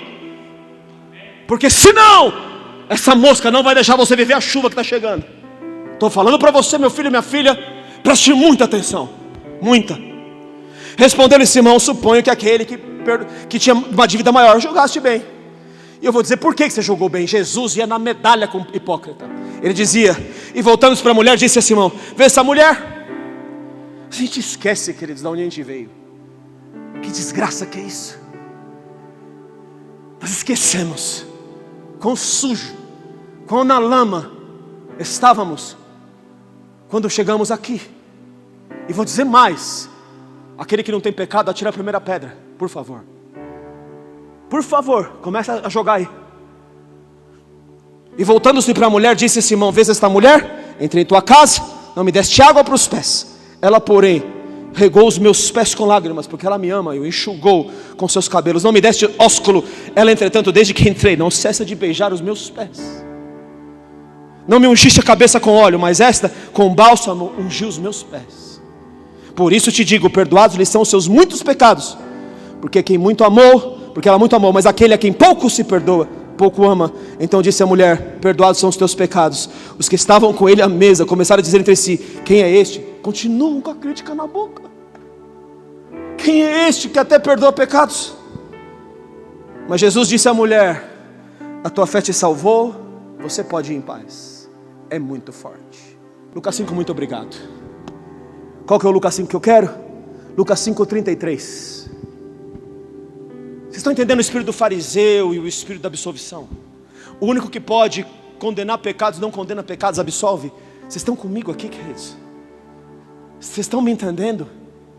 Não há desculpa para nós, que somos todos pecadores. Ou não somos? Disseram-lhe eles, os discípulos de João, e bem assim os dos fariseus: olha só, frequentemente jejuam e fazem orações. O que eles fazem? Jejuam e oram. Continua: os teus, entretanto, estão comendo e bebendo. Está sempre medindo o outro. Está vendo aqui o espírito do fariseu? Pois Jesus, porém, lhes disse: podeis fazer jejuar os convidados para o casamento, enquanto está com eles o noivo? Enquanto eu estou aqui, eu resolvo para eles. Continua: dias virão, contudo, em que lhes será tirado o noivo. Naqueles dias, sim, jejuarão. Quando vocês falavam sobre Cristo aqui nos louvores, Deus me abriu. Ele me abriu o leão, eu vi o leão.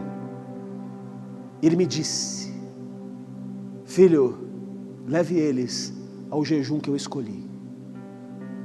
Continua: também lhes disse uma parábola. Esse versículo não estava na Bíblia, o que eu vou ler na sequência. Também lhes disse uma parábola: ninguém tira um pedaço de veste nova e põe em veste velha. Se você continuar com a velhice da sua crítica, da sua acusação, do seu falatório, queridos, eu estou falando para vocês, por favor, tira a mosca do seu unguento.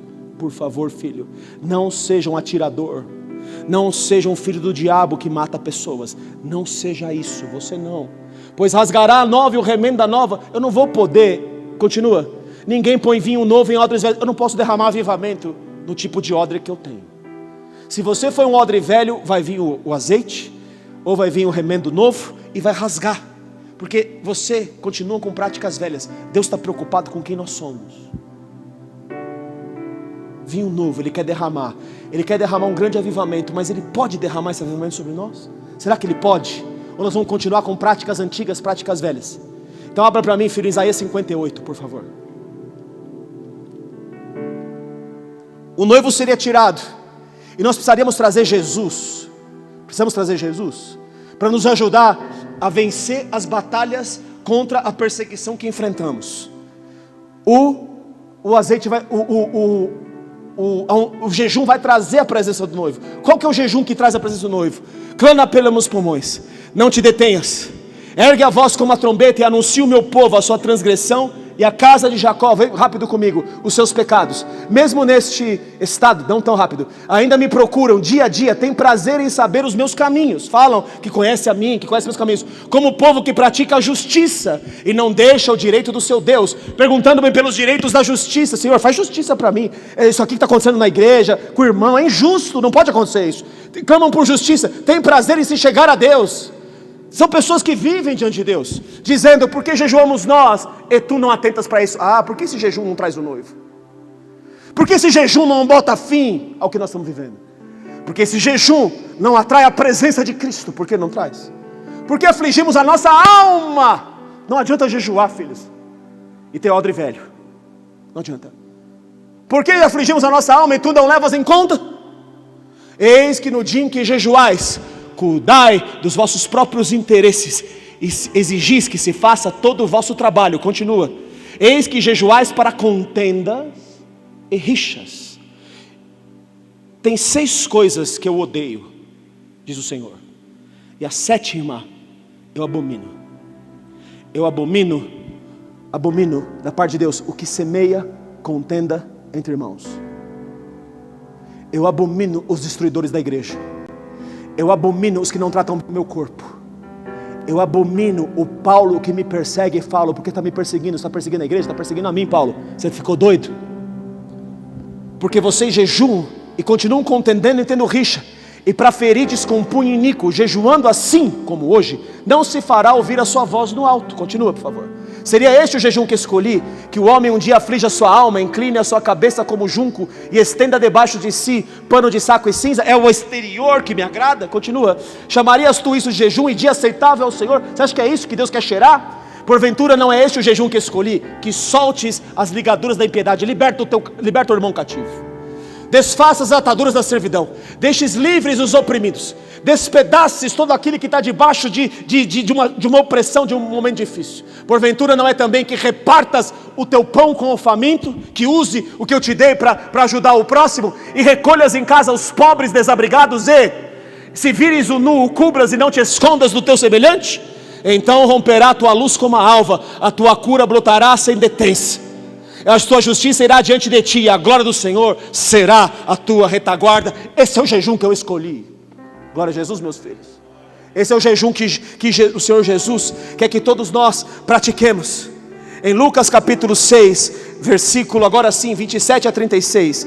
Estou terminando a mensagem, tá bom? Vem comigo, rapidinho, fica comigo. Lucas 6, 27 a 36. Digo-vos, porém, a vós outros que me ouvis: amai os vossos inimigos, e bendizei os que vos odeiam, os que vos perseguem.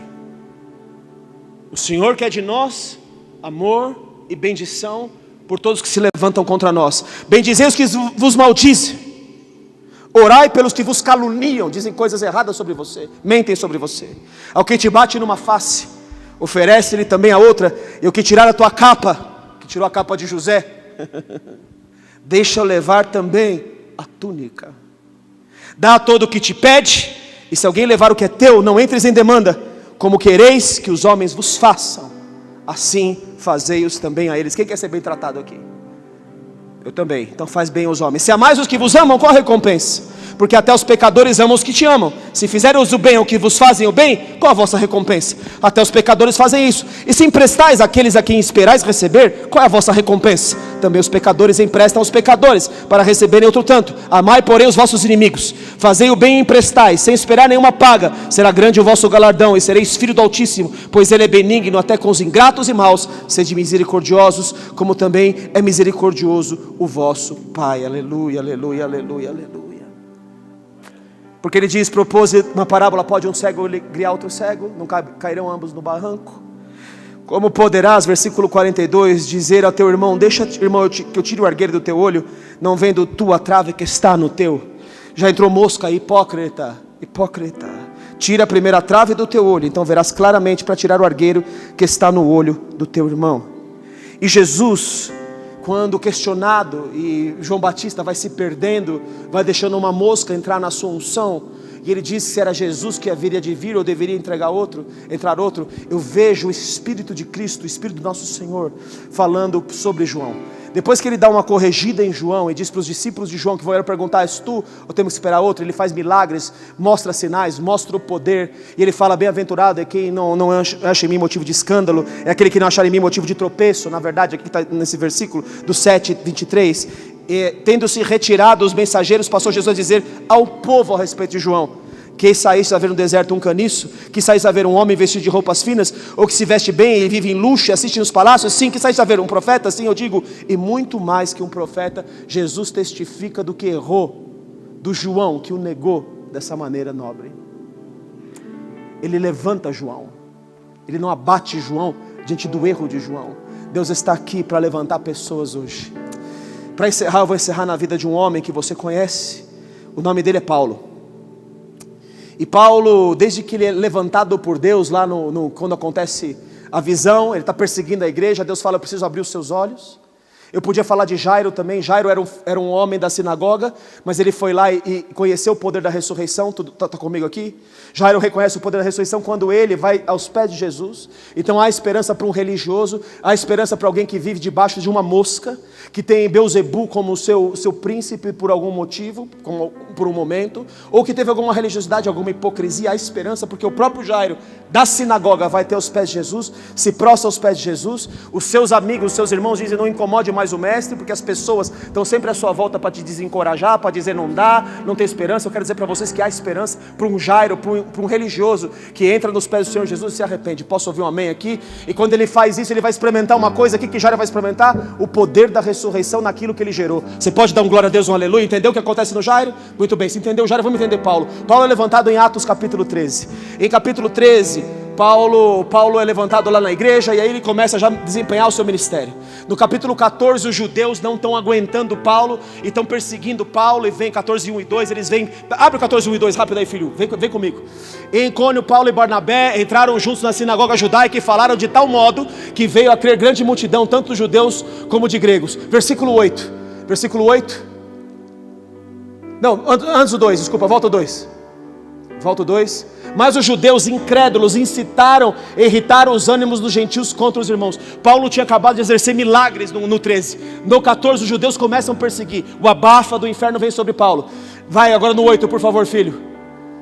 Em Listra costumava estar assentado certo homem aleijado, paralítico desde o seu nascimento, o qual jamais pudera andar. Paulo vai lá, esse homem anda exercendo o poder de Deus. Versículo 19, 14 e 19.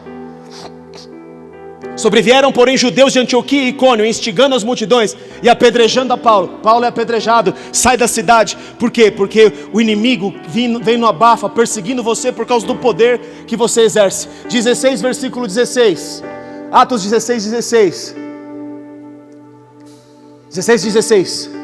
Aconteceu que indo nós para o lugar da oração, nos saiu ao encontro uma jovem possessa de espírito adivinhador. Paulo expulsa o espírito adivinhadora. O espírito vai embora. Quando o espírito vai embora, eles prendem Paulo, porque a fonte de lucro deles foi embora. O inferno abafando Paulo, ele vai parar na cadeia. Mas na cadeia ele está murmurando. Na cadeia ele fala: cadê meu Deus? Paulo adorava junto com Silas. Os dois adorando na cadeia. Vem um terremoto do céu, cai principado. Dá um glória a Deus. Quando cai principado, é terremoto. Abre os grilhões, ele liberta os cativeiros. Estão perseguindo você, eu vou te dar a próxima estratégia. Ele fala com o carcereiro: é tempo de evangelismo, eu quero liberar aqui nessa casa, é tempo de evangelizar. Estão perseguindo, é tempo de evangelizar. Estão querendo abafar a unção, estão querendo perseguir, então é tempo de nós sairmos para evangelizar. Pode montar a estratégia aí, Felipe, junta com o Bruno, com o Cezão, os caras de evangelismo aqui, Renatão, vai para cima. Eu quero que a gente vá para cima agora. Vocês estão me entendendo? Estão perseguindo, então é agora que nós vamos para cima. Glória a Deus. Que mais, filhos?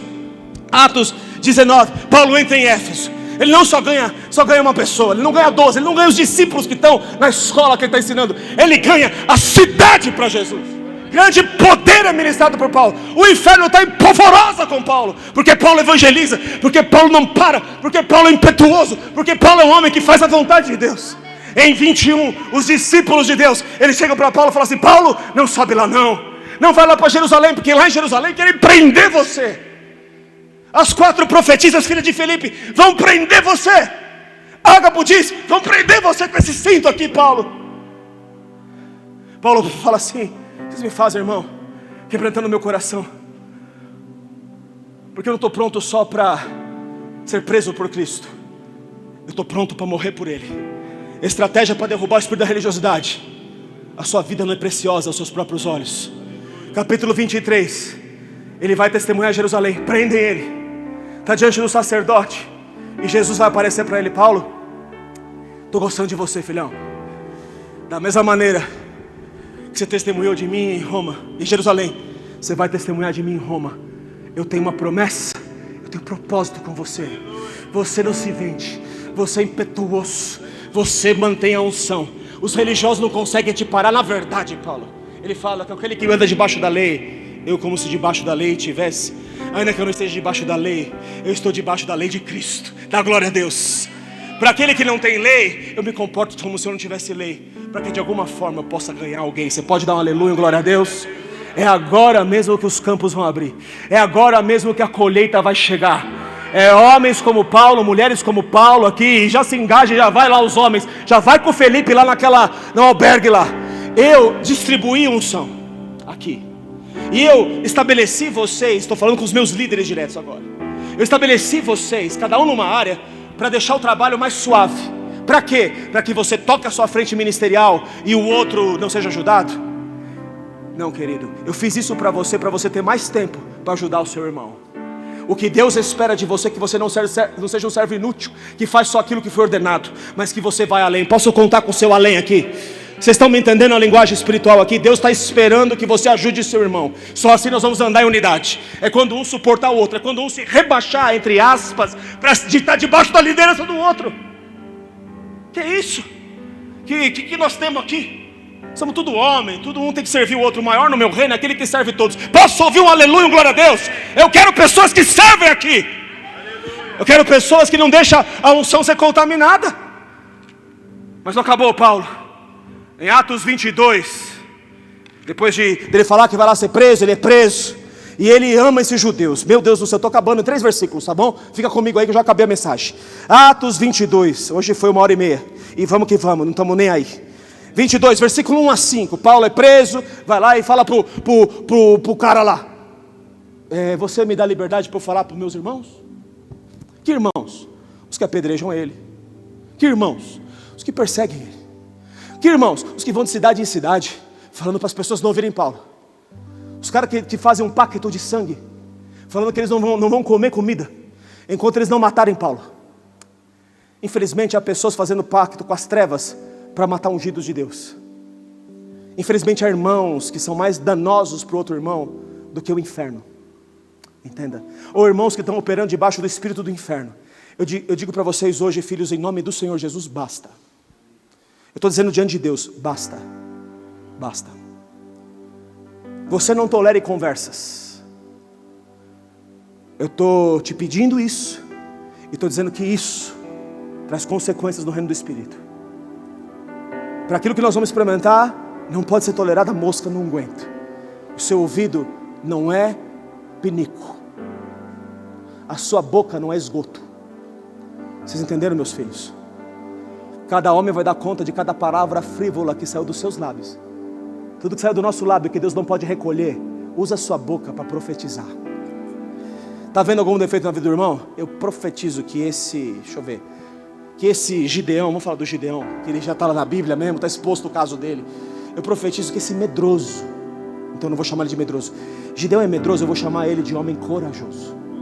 Isso é quem profetiza, isso é quem tem o Espírito de Deus. O Espírito de Deus chama o que está morto à vida. Está comigo? Por que eu vejo? Você vê para chamar a vida na vida das pessoas. Pastor, por que eu vi esse pecado? Porque Deus quer que você cubra esse pecado. Na verdade o amor cobre, muito obrigado, multidão de... Se nós amamos, nós estamos cobrindo multidão de pecados. E é por isso que esse Paulo vai lá nesse Atos 22, que os irmãos estão apedrejando, ele vai dizer o seguinte: irmãos e pais, ai meu Deus do céu, ouvi agora a minha defesa perante vós. Quando ouviram-lhe que isso falava em língua hebraica, guardaram ainda mais silêncio. E continuou: eu sou judeu, eu nasci em Tarso da Cilícia, mas criei-me nessa cidade, e aqui fui instruído debaixo do maior de todos os homens da lei. O nome dele é Gamaliel. Eu fico imaginando o respeito que entrou. Eu sou versado nos idiomas bíblicos. Quem senta aos pés de Gamaliel tem a Bíblia inteirinha de cor. Eu conheço mais que todos vocês, mas ele não está dizendo isso, ele está sendo humilde. Ele está dizendo, segundo a exatidão da lei de nossos antepassados, é isso que ele vai dizer, sendo para com Deus, assim como todos vós o sois no dia de hoje. Vocês também estão perseguindo, estão falando besteira, mas eu também fui assim. Persegui este caminho até a morte, prendendo e metendo em cárceres homens e mulheres, de que são testemunhas, os sumos sacerdotes que vocês obedecem, todos anciãos. Destes recebi cartas para os irmãos, e ia para Damasco, no propósito de trazer manietados para Jerusalém, os que também lá estivessem, para ser punidos. Mas quando eu cheguei lá, alguém me visitou e disse, Paulo, por que você me persegue? Por que você está fazendo o papel do diabo? Mas nessa hora que Paulo abre os seus olhos, ele cai de joelhos e diz, quem és tu, Senhor? O que me chama a atenção é que Paulo imediatamente reconhece Jesus como Senhor. A luz cega ele, porque ele achava que via, mas eu preciso cegar você, para que você volte a ver. E quando ele volta a ver, ele fica 14 anos reaprendendo, porque tudo que ele aprendeu com Gamaliel, ele considera como refúgio e como lixo, diante da sublimidade de conhecer Jesus. E Paulo que conheceu Jesus, agora não é mais o Paulo que quer destruir o irmão. É o Paulo que está falando, irmãos e pais, me ouvi. Eu estou aqui por vocês. Eu estou querendo pregar para vocês. Eu estou querendo dizer para vocês, precisa abrir os olhos. O Senhor nessa noite está tendo misericórdia de nós. E está querendo que nós abramos os nossos olhos. Isso é misericórdia de Deus. Não entenda como acusação, porque senão eu não estaria pregando no Espírito. Que eu estou te pregando de amor. Eu quero que todos nós entremos juntos dentro do maior poder da história. Mas eu e você precisamos aguentar o tranco. Tem tranco. Por isso que em Romanos, eu estou encerrando em 2 versículos. Abra para mim lá, filho, por favor, em Romanos. Capítulo de número... já perdi aqui o Romanos, mas eu vou achar ele, peraí. Romanos versículo 9, de 1 a 3, por favor, filho. Romanos 9, de 1 a 3.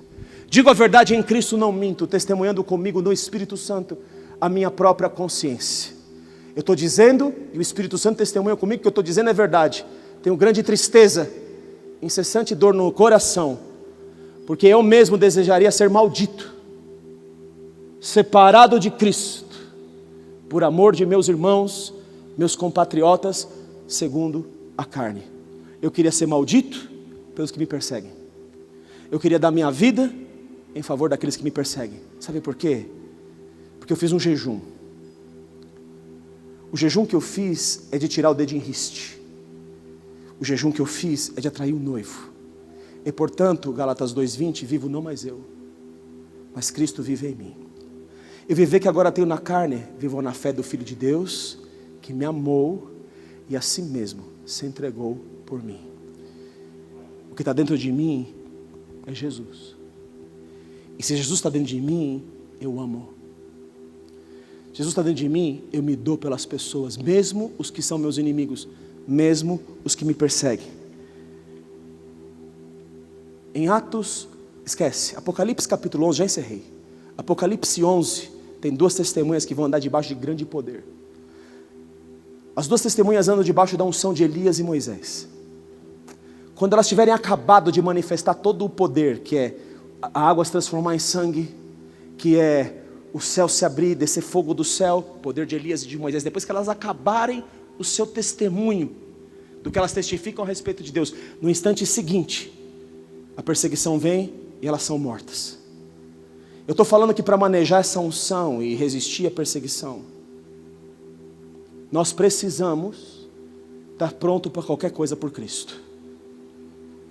Isso está em Apocalipse capítulo 11, que a perseguição virá imediatamente após o grande poder do último avivamento se manifestar. Eu estou preparando vocês para esses dias. Eu estou preparando vocês para o coração desses dias. Em Atos capítulo 12, não precisa abrir, Atos 12 tem 2 testemunhas. Não é à toa que tem 2 testemunhas. Tiago é uma testemunha. A outra testemunha que está lá é Pedro. Os dois são presos pelo unguento, pela mosca no unguento. Os 2 são presos por Herodes. O Herodes que quer exterminar, aquele que quer abafar a unção. Tiago e João estão andando numa dimensão do Espírito tremenda. Então Herodes pega os dois e persegue os dois e bota os dois aonde? Na prisão. Quando ele bota os dois na prisão, ele vai lá e corta a cabeça de Tiago, mata Tiago. Ele acha que alcançou grande coisa. Tiago teve a honra de morrer por Cristo. O diabo, a estratégia que ele usa é abafar o poder de Deus, matando pessoas. Mas Pedro estava dentro da prisão e ele falou: o que eu fiz com Tiago foi muito bom, vou fazer com Pedro também, vou derrubar Pedro agora, vou matar Pedro. E ele, quando queria matar Pedro, a igreja orava por Pedro. A igreja hoje diz assim: Pedro foi para a cadeia, talvez Pedro tenha errado alguma coisa, viu? Se Pedro foi para a cadeia, Pedro deve ter aprontado por aí. Na igreja de hoje, Pedro estava condenado, infelizmente. Na igreja daquela época, o povo orava, o povo sustentava Pedro. E de repente, por causa dessa oração, por causa de pessoas intercessórias e não acusadoras, entra naquela prisão um anjo. E o anjo automaticamente derruba as algemas de Pedro, fala: se coloca, põe a roupa aí, sai comigo. E Pedro está achando que está dentro de uma visão, mas daqui a pouco, quando ele vê, a porta está abrindo automaticamente. Porta fechada, abre automaticamente no reino do Espírito, glória a Deus. E ele sai dali e Deus preparou um caminho para ele. Deus está preparando um caminho para cada um que está aqui. Tem anjo que vai ser liberado. Tem pessoas que serão liberadas, mas isso depende de mim e de você. Amém? Nós vamos louvar o Senhor. Amamos o Espírito que Deus espera de nós nessa noite, em nome de Jesus.